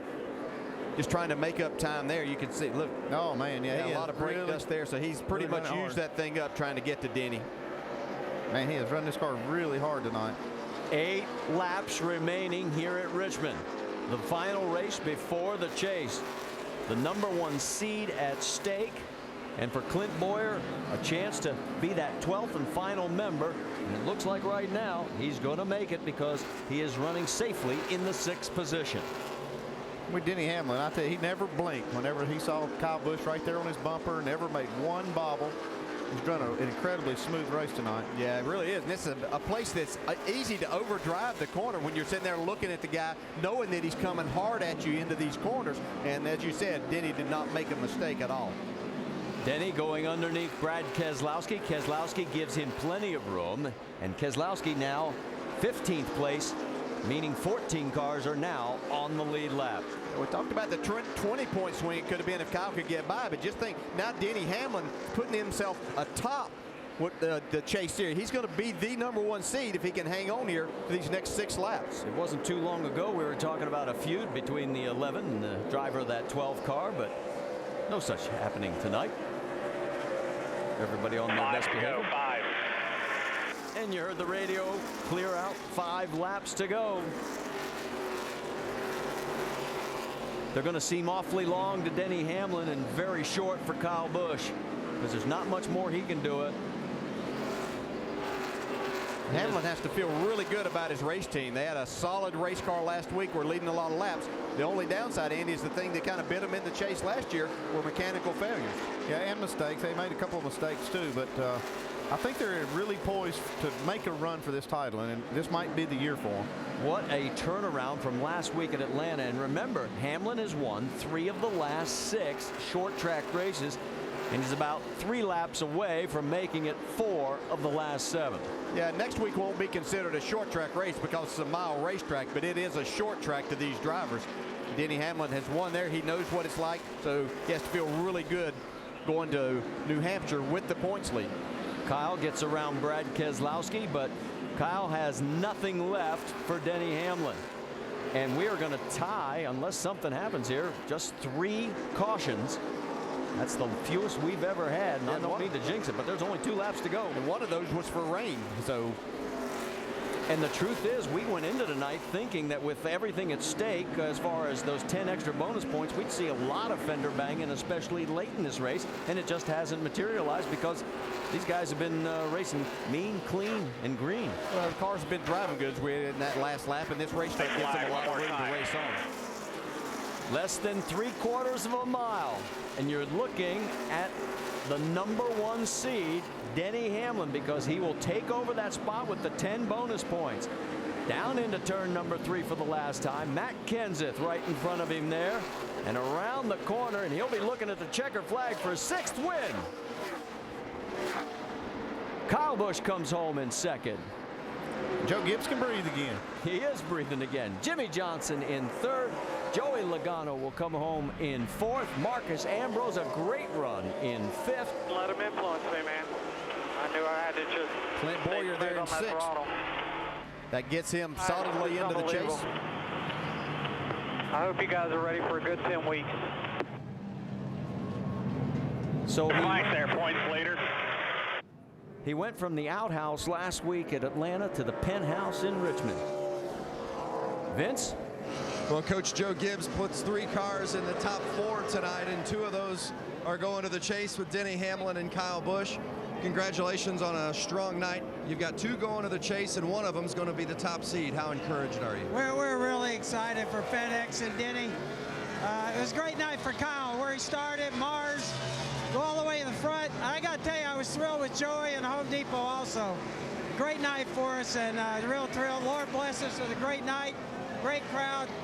We couldn't be happier. Feel like you're the team to beat as Denny goes into the chase, the #1 seed? We do not feel like we're the team to beat. Anything can happen. I think this is going to be one of the closest and best chases we've had. and hopefully everybody will tune in. Thanks, Coach.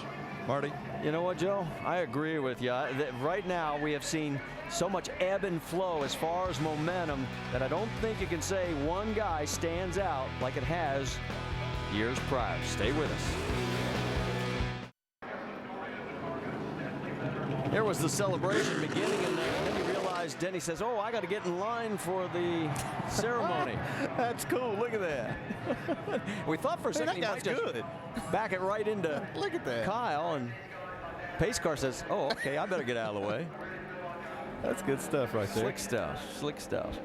And then they told Denny, you better get around to get to victory lane, and that's where he's heading right now. We talked about those 10 bonus points. Here's what it means. Denny moves ahead of Jimmy Johnson and is the #1 seed. We'll start with 5,060 points, and you see how it escalates or descends down to Clint Boyer, and rounding out the 12. Let's check in with Dr. Jerry Punch. Well, Joey Logano climbing out of his car. Joey, what a night overall for Joe Gibbs Racing, and what an effort by you in this 20 bunch. Yeah, these guys did awesome. You know, I was kind of surprised our second run, and we loosened up the car a little bit, and man, we dropped like a rock. We went down a lap, and man, I thought it was gonna be a bad day, but Zippy and the guys made a couple good adjustments, stung me back up, and the car really came to life. So, awesome day for the Home Depot crew. This is definitely awesome for us. I'm just pumped up. I mean, it's about time we finally finished where we deserve. You know, we've been having some tough luck lately, and it's cool to get a good solid run for the Home Depot team. So I'm excited about this and build for the rest of the season. You know, it's disappointment we're not in the chase, but you know, I feel like if we work on our consistency, we can be there next year. When you go back and watch the telecast, you'll hear Dale Jarrett talk about the fact that you were the quickest car on the racetrack the final 120 laps. Yeah, I wish I had a longer race because I had to come from the back there after we got our lucky dog and all that stuff. So it was tough. But, you know, I just want to thank all the service people for, you know, today's 9/11. And I want to thank, you know, the firemen, policemen, you know, EMS, all that guys. It's awesome for us. It's a big deal. We wouldn't be here today without them. So, you know, you can't thank those guys enough. You know, we couldn't be without them. All right, Joey Logano finishing 4th. Marty? Great night for Joe Gibbs Racing, 1, 2, and 4. In fact, that 1-2 finish, well, it's the 2nd at Richmond and the 9th time in Cup history for that team to go 1-2. And there's Denny climbing out to celebrate his #1 seed and another win at Richmond. Dave?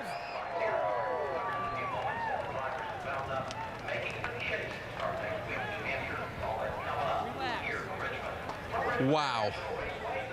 Early in the race, you got some advice on top of the pit box to not let the 48 intimidate you. Late in the race, your rearview mirror fills up with the 18. How did you win this race and hold off your teammate? It was a game of patience. You know, I just knew I had to keep the rear tires on me.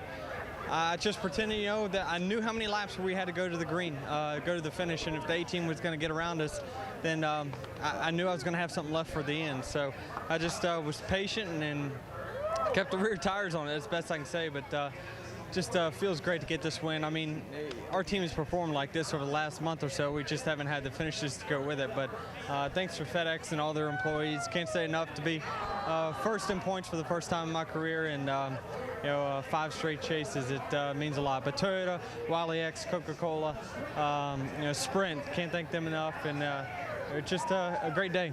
You mentioned leading the points for the first time in your career, but you've talked this week about using the bonus as a deficit to motivate you. How will you do that?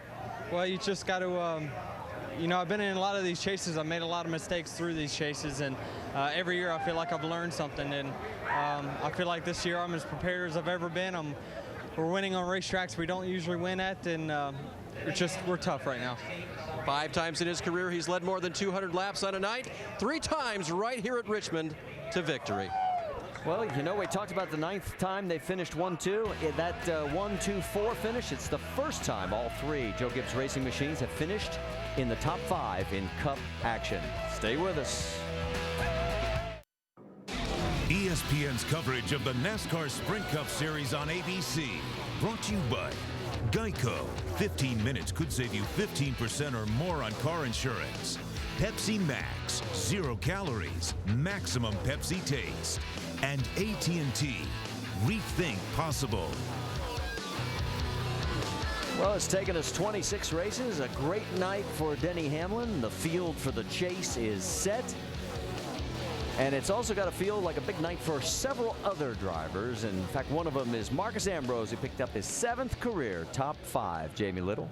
Well, he finished 10th last week, and then he comes out and gets a 5th tonight. Best on an oval for you, Marcos. Where did this come from?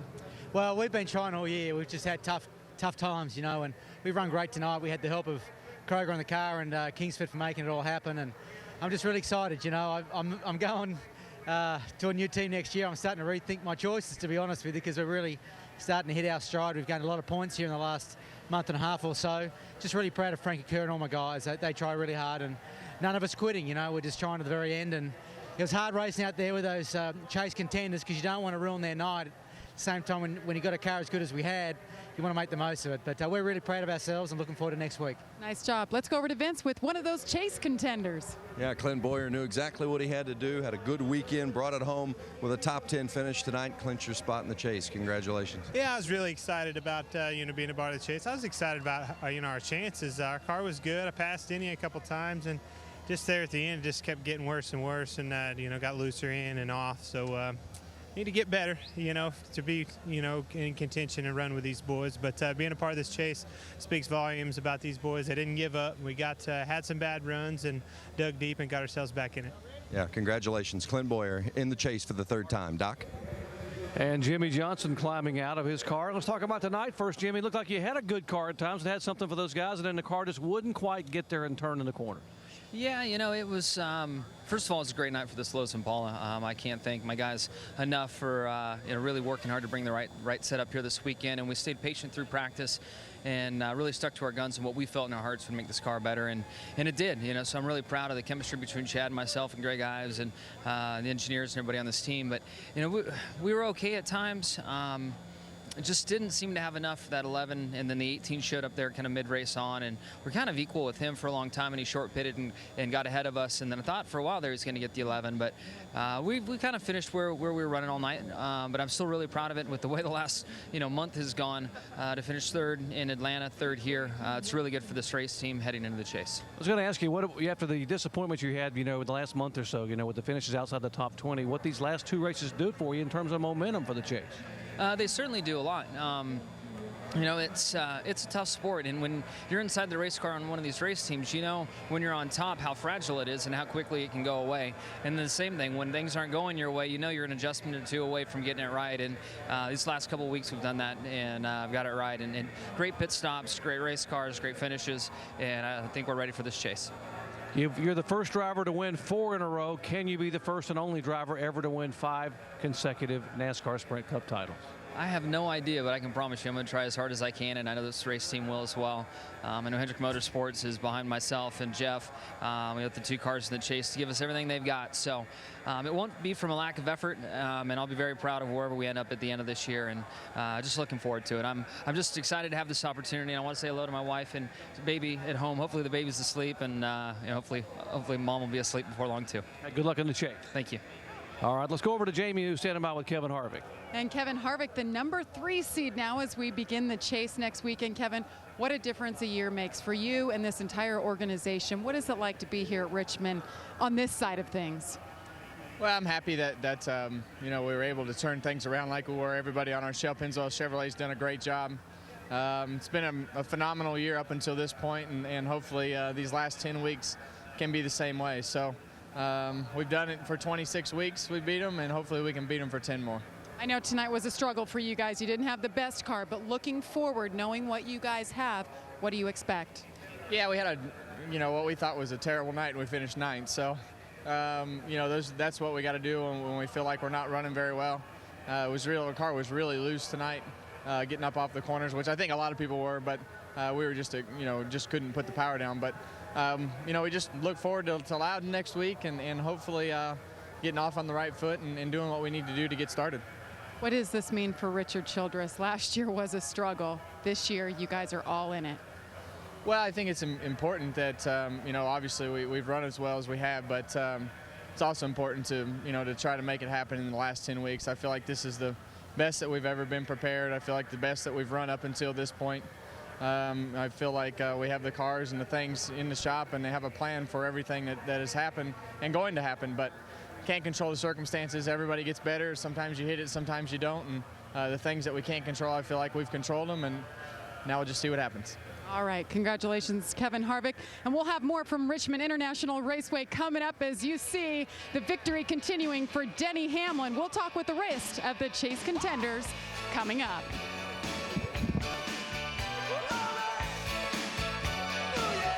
Sprint Cup Series from Richmond, Virginia tonight. Looking down on the racetrack from the Goodyear Blimp. Go to Goodyear.com and show your thanks and help support our troops. Goodyear, the official tire of NASCAR. Chesterfield, Virginia is just 19 miles up the road. That's where Denny Hamlin calls home as he celebrates his 6th win of the season in victory lane. He had to fight off one of his Joe Gibbs Racing teammates to score that win. Kyle Busch starts the chase as the 4 seed, Vince.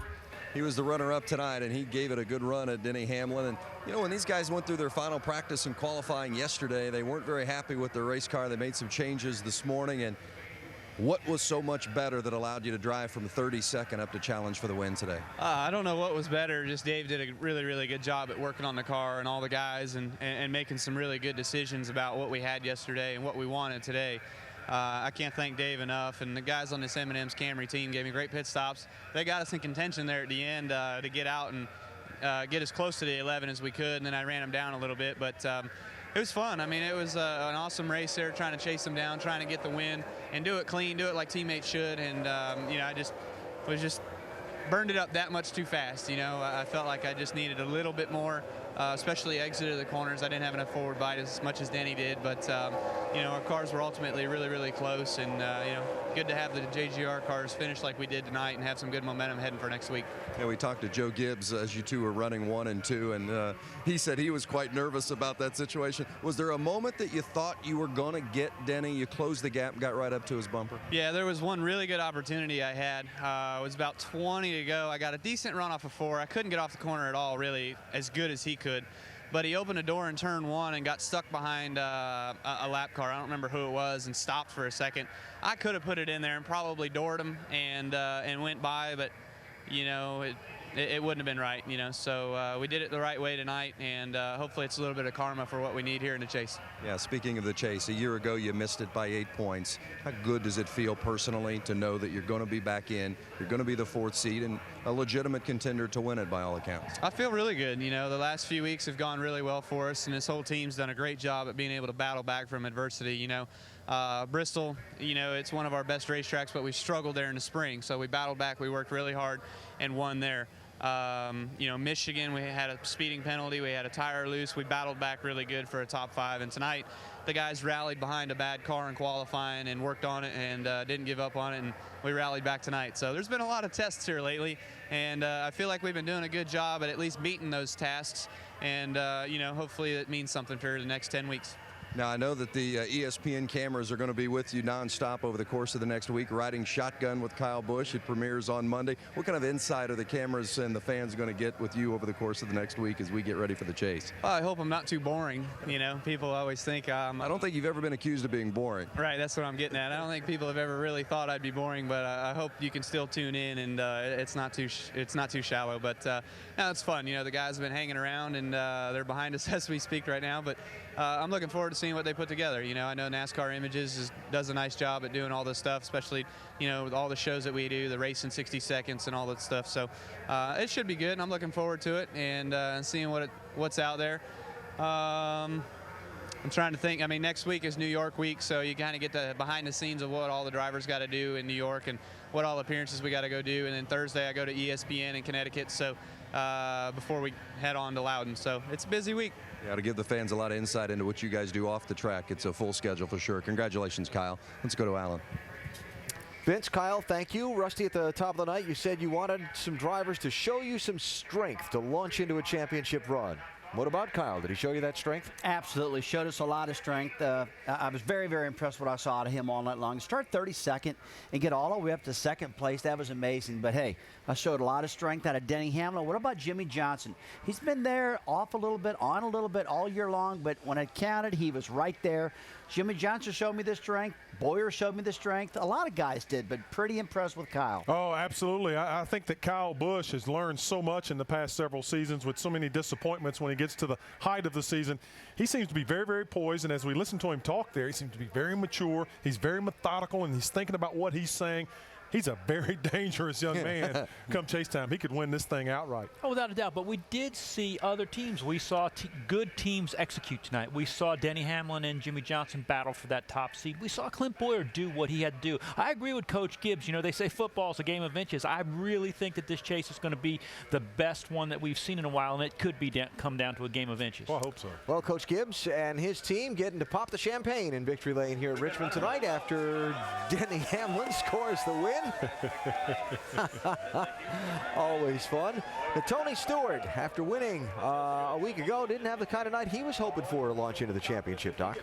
No, he didn't, but this has been a very good racetrack for Tony Stewart. In fact, I just found out that 11 years ago tonight, Tony, you won your very first NASCAR Sprint Cup race at Richmond, and that was a good night. This one wasn't as good as that night was. How was your evening?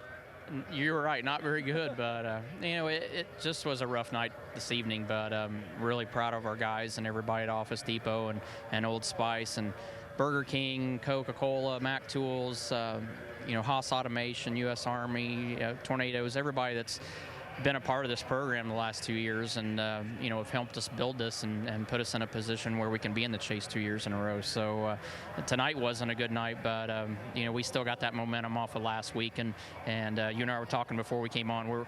The arrow's still pointing up, in my opinion, versus down like it was last year when we were here. So wasn't a good night tonight, but we got 10 good weeks coming up. Let's talk about the chase for a moment and what you think is going to happen here. Your team, you're talking about the great pit stops and how far you guys have come from a year ago. What's been the big difference for this team this year as opposed to this year, last year at this time? Well, I think it's just a year and a half of notes, and Darian and I working together, and we've got so much confidence working with each other, and you know, we got such a slow start to the year, but we got frustrated, but we never got discouraged with each other, and then that's something I had done in the past with Zippy, and you know, I got battling with my own guys, and that's something I've learned, and better late than never. I wish I would have done this the 10 years I was with Greg, but you know, you learn as you go, and you know, I've learned to you know, Eddie Jarvis always says when you get down, you get up, not give up. So you know, that's what we've been doing all year. And Tony Stewart will get up and go to New Hampshire next week looking for his NASCAR Sprint Cup title, number 3. Let's hear from Greg Biffle. Dave. And Doc, he will be the 7th seed when the chase gets going next week. Last week at Atlanta, his crew chief told me, I'm sure glad we're strong here at Atlanta before they had issues because we don't have anything for Richmond. But Greg, I don't think you could even imagine what all happened tonight. When did it start and where did it go? Well, it started on the parade laps when I was leaving the going out on the racetrack. My helmet just filled with smoke and had some kind of electrical fire in my helmet blower. So I shut it off and opened my visor and tried to clear it out. I wasn't sure if it was on fire or what, but I just unhooked the hose, and that started the night. And then we hit some debris somewhere and knocked the whole grill screen out. So the car was super tight for a long time. We didn't know what was wrong with the car. We're trying to adjust on it. You know, they asked me what the water temperature was. It was like 165 degrees. So then we realized up underneath the grill screen all knocked out. So we went to work on fixing that and got the car pretty good there at one point, but you know, a couple laps down. We took the wave around, got a flat tire coming to the green, so we had to pit and got penalized for that. So it was a rough night. I'm glad next week we're going to Loudon. Knowing that you've won this year, even though you start at a deficit, and putting this night behind you, where are you mentally and as a team physically to take the chase on? Well, we're ready to go. I mean, you know, in 08 we won the first 2 races of the chase, and you know, we got, you know, at least 8 great racetracks for us in the chase. You know, in Talladega, Martinsville, we'll have to wait and see what happens, but we got some great racetracks coming up, and we're only 40 points behind the leader right now. So now's our chance to capitalize. All right, we'll see what happens. Maybe some of that Roush momentum we've seen throughout the camp late in the season, Vince, can help propel the 16 team. Yeah, and the 24 team, solid run tonight. Let's talk about tonight before we go forward to the chase. 12th place tonight. What did you need to be better tonight? Whew. Where do we begin? You know, we need to qualify better, number one. But we started the race, and I mean, we were just sliding the back end, getting in, pushing the front and the middle. So we came a long way tonight. It was a heck of a team effort. You know, went a lap down, got that back, and I mean, I felt like we were a 5th or 6th place car there at the end. So I felt like we made some big gains, finished 12th, and you know, it was a good night for our National Guard Military Intelligence DuPont Chevrolet, and now we'll see what we can do in 10. You know, I'm excited about the chase. You didn't get the win in the regular season, but you were so close. Does that say anything about the competition and the position that you're in as you head to the chase seeded 8, that you can still win this thing despite the fact that the others have the bonus point advantage? Well, you know, there's not a whole lot we can do about it at this point. We fought really hard all year long so far to win races, and we came so close to quite a few races. And for whatever reason, they just didn't fall our way, you know. And we're not going to give up on that. We're going to keep charging forward in this final 10.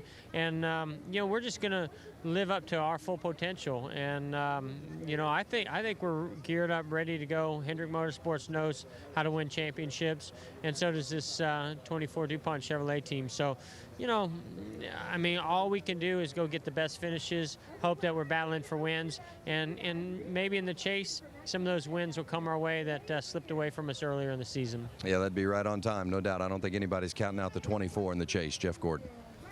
Vince, thanks. Gordon will start the chase 60 points behind Denny Hamlin.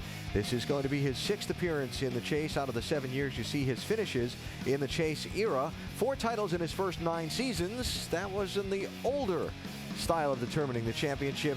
The chase has not been kind to Jeff Gordon, and now those have been the results in the last several years.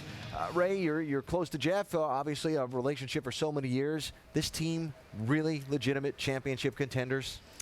They have the talent, they have the ability, but they've got it. I keep saying they're missing half a step. Like tonight, they ran some really good lap times. He's right. At the end of the race, he did have a car that was capable of being in the top 5, but he had lost too much track position early. They've got to get that buttoned up, and he's got to run faster earlier in these races. Agree or disagree, and why? He's got to win to win the championship. Oh, he's got to win. You're going to have to win multiple times, I think, to win this championship during the chase. I mean, this race team is almost like a puzzle that there's a few pieces that just seem to be missing, and they can't quite figure out what they are. Very inconsistent. Yeah, that's the word right there. You just hit on it. I mean, that's what I wrote down is, I mean, the guy's got the horsepower, he's got the car, he's got everything, but he doesn't have the consistency right now. Look, he's a championship driver, no doubt about that. And the team is also, but this inconsistency stuff, it's just got to stop if he thinks he's going to win a title. So Jeff Gordon again going to spot Denny Hamlin. Some 60 points beginning the 10-race chase for the Sprint Cup, and still looking for his first win in quite some time. Reminder, more extended coverage after tonight's race and setting up the chase for the Sprint Cup on NASCAR Now. It's at 12:30 a.m. Eastern Time over on ESPN2. Talk to Kyle Busch about riding shotgun Kyle Busch. It debuts on Monday night at 8 p.m. Eastern on ESPN2. It follows NASCAR Now all throughout this coming week. The chase begins at the New Hampshire Motor Speedway next Sunday. Race coverage 1 Eastern on ESPN. The day starts with NASCAR Countdown at noon Eastern. Note that is over on ESPN2. And if you like the straight line racing, the O'Reilly Auto Parts NHRA Nationals are on ESPN2. Qualifying next Sunday, 10 a.m. Eastern. The finals next Sunday at 7 p.m. Eastern. That's our motorsports calendar for the upcoming week. Kurt Busch going to start the chase as the 5 seed, Jamie. Yes, but it's one of those nights. He didn't have the best of nights, ended up 18th, Kurt. I know it's tough, but are you seeing the bright side at all that you made yet another chase, your 5th one, and you're the 5th seed? That's a good part. I mean, just having a great season like we did, start off strong, and you know, winning Atlanta with Steve Addington, that gave him that solid foundation to know that he was going to be all right, we were going to settle in, and running through some of the spring months, we were running strong, and actually swept Charlotte to get that all-star win. That was pretty sweet. And the 600, I mean, that's the first time Rogers won that race, and so happy to deliver that. And ran strong at the early Michigan, but really since then we struggled a little bit. We've had a couple poles mixed in, and yet we've had a lot of top 10s. That's the bright point, and that's what it takes to win a chase, is the consistency. So we've got 15 top 10s, I think, out of 26 races. That's not bad. We have to get at least 8 top 10s in this chase to be competitive. We just don't need big nights like tonight to drag us backwards. So ultimately it comes down to not making mistakes in the chase, and our Miller Lite team is ready. We're poised. We know we can do it. We've been there in the past, and finished 4th overall last year against those Hendrick guys. Now there's more cars in the mix. Those RCR cars are fast. Roush guys have shown strength recently. So there's a lot more cars in the mix this go around. Well, and half the Chase is 1.5 mile tracks, and you guys excel there. So good luck to you, and thanks for talking to us. Let's head over to Doc. And how about a good welcome back to the Chase, Richard Childress Racing drivers. Last year, all three of you guys missed it, Jeff Burton. This year, you're all three in it, and how does this feel? It feels a lot better than last year. You know, to me, this isn't the end of something. It's the beginning of something. You know, it's great to be here, but I'm so focused on going to Loudon and get going. You know, I'm really excited about our opportunity. I feel like we can ratchet it up and have a shot at this thing. I mean, it's disappointing we're giving up so many points starting it, but you know, that what's done is done. We can't do anything about that now. We just got to go make every lap, every corner, every straightaway the best we can. And if we do that, I think we'll have a shot. For the Jeff Burton fans watching and listening, I mean, the Chase there has some of your best racetracks in it. You know, I think it does. I mean, if you look at pretty much every racetrack out there, I feel like we can win on and compete at a high level. But then again, you know, who on the stage who isn't going to run well at all those races? So, you know, again, this is a really good field. I think it's solid, it's stacked. I don't know who the favorite would be. You know, and this, you know, I just have a good feeling about what we can do. And I've gone into the Chase a couple of times knowing we weren't as good as we needed to be, but I really feel like that with this team and this company where we are right now, we can ratchet it up and get where we need to be. It's good to have you back, and good luck in the Chase. Thank you, appreciate it. Let's check over where Dave is caught up with Matt Kenseth. Former champion Matt now goes for a Chase championship. Finished 14th here tonight. You will start a little bit in the hole, as they say, to start the Chase, Matt. How confident are you that your team can put some momentum together and work your way back up? Well, I mean, we have to do it. You know, I'll feel good about it once we start seeing the results. So we're only 60 points out of the lead. We are 12th or 11th in points, however you want to look at it, but we're 60 points out of the lead. So we're just going to go to New Hampshire with all the Crown Royal guys and dig hard and try to start putting together some finishes.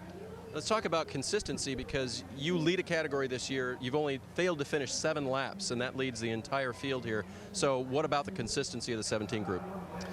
Yeah, that's good. I mean, you can't drop out. That's part of the reason we've been here. You know, our performance hasn't been quite up to par where we'd like it, but because of our consistency and our really reliable engines from Roush Yates Engines and all the guys putting the cars together, we haven't dropped out of races. So that's important to gather points. It's going to be important down the last stretch, the last 10 races, but more importantly, you're going to need to be consistently, I think, in that top 5 every week to be a legitimate contender. And the other side of it, how much speed is in the race cars, Matt? We've seen the Roush cars come around at the last part of the year here. We've been getting better on and off. We just got to figure out how to get it at all the tracks and for the whole race. So this week I was really encouraged for the first 2/3 of the race. We ran up to, I think, 4th place or so, and I thought we had a top 6 or 7 car, something like that. And everything fell apart then, and we finished 14th. So we got to figure out how to keep up with the track, maybe a little bit better, and keep that speed in the car the whole race. All right, and Jamie, remember that consistency word. That's what won Matt Kenseth his first championship. Perhaps it can work out again this year. Absolutely, and since June, consistency has been on this guy's side. Carl Edwards is now the 9th seed. Carl, you guys were borderline not making the Chase looking back in June, and you have been on a roll, gaining points every single week. What does this mean going toward the Chase? I used to not believe in momentum, but I'm a firm believer now. We've been running very well. Our guys have been doing great. I wanted to get a win tonight really badly for our team and for Kellogg's and Cheez-It and Aflac, but the car was just good on short runs, and then the long run it kind of fell apart. And I was real frustrated, and then I got to thinking about it at the end. I mean, 10th place, that's a pretty good bad night, you know. If we can run like that and keep running like we've run the last 10 races, you know, for the next 10 races, it's going to be great. So I'm looking forward to this Chase. I feel like we have as good or better a shot at winning the championship than I've ever had. You know that age-old question, do you have to win a race to win the championship? Or is momentum and getting as many points as you have each week more important? Which one will win the championship? Well, it's simple addition. You know, whoever gathers the most points at the end of the year is the champion. I'd really like to win a race or 2 or 5 or whatever, but, you know, we've won the most races in a season and not had the championship. And I know what that feels like. So to me, I want to know what that championship feels like. I want to be able to deliver that to Ford, my guys, and so that's what we're after. Whether we win or not, we're going for the championship. And I got to say, get well to General Sadler, too. I know he's watching tonight, and he's one of my heroes and a guy that's done a lot for a lot of people. So get well, General. Congratulations. Good night to Carl Edwards. Led a lot of laps, and he will be the 9th seed. Marty? All right, thank you, Jamie. Let's take a moment to get your ticket to the race, because it's all about New Hampshire next week. And the ticket to the chase begins at 1 Eastern. But we want you there. In fact, the word is they just checked with the track. They are very close to a sellout. So next Sunday, September 19th, you better have your tickets. Go online, NASCAR.com/tickets. All right, let's spin forward to the chase. Do you realize that ever since the chase has been in existence, that a chase competitor has won that New Hampshire race? So I want to ask you two, who do you like? One of those 12 drivers is who I would like. But, no, it's really hard to say. I think this is the most wide-open chase scenario that we've seen. But you got to look at Jimmy Johnson. I think they have a lot of momentum because I know Andy's standing over here and he's going to pick Denny Hamlin. Well, yeah, I mean, I think it's a no-brainer. I mean, Denny Hamlin performed so well tonight, and this is a track that uses a setup similar to what you'll use next week. And so I think that he is probably the favorite to win that race. But there's going to be some good ones. I mean, you know, Clint Boyer runs well up there. Tony Stewart, he looked like he was very confident that he was going to have what it took to be competitive and win this championship. Jimmy's coming off back-to-back third-place finishes, but don't forget, Carl Edwards has scored the most points in the last 5 races. In the last 10 races, that goes to Tony Stewart. So as you said, it's going to be interesting. We'll see you next week. Alan? Well, Marty, as we look at the standings that will begin the chase for the NASCAR Sprint Cup next week in New Hampshire, our guys down here, 2 out of the 3 of them are thinking about one guy. I'm riding with Kyle Busch, baby. I liked his interview. He was very composed. I'm loading up with the 18 and riding. Look, I picked him in the beginning of the year. I can't bow out on him now. He and Dave Rogers are really starting to click. I think he's going to be tough. Final thought, Rusty? I'm liking Denny Hamlin, number one. My final thought, though, I listened to all those guys talk, and there's a lot of optimistic drivers down there. They almost kind of threw this race away. Some of them did, said, hey, we're going to be good when the chase starts. But are you really going to be good? Because I really didn't see you be good here, and I'm concerned about some of those drivers. But, you know, I'd be doing the same thing. I'd get this baby over, hit the reset button, and go, hey, man, I'm ready for the chase.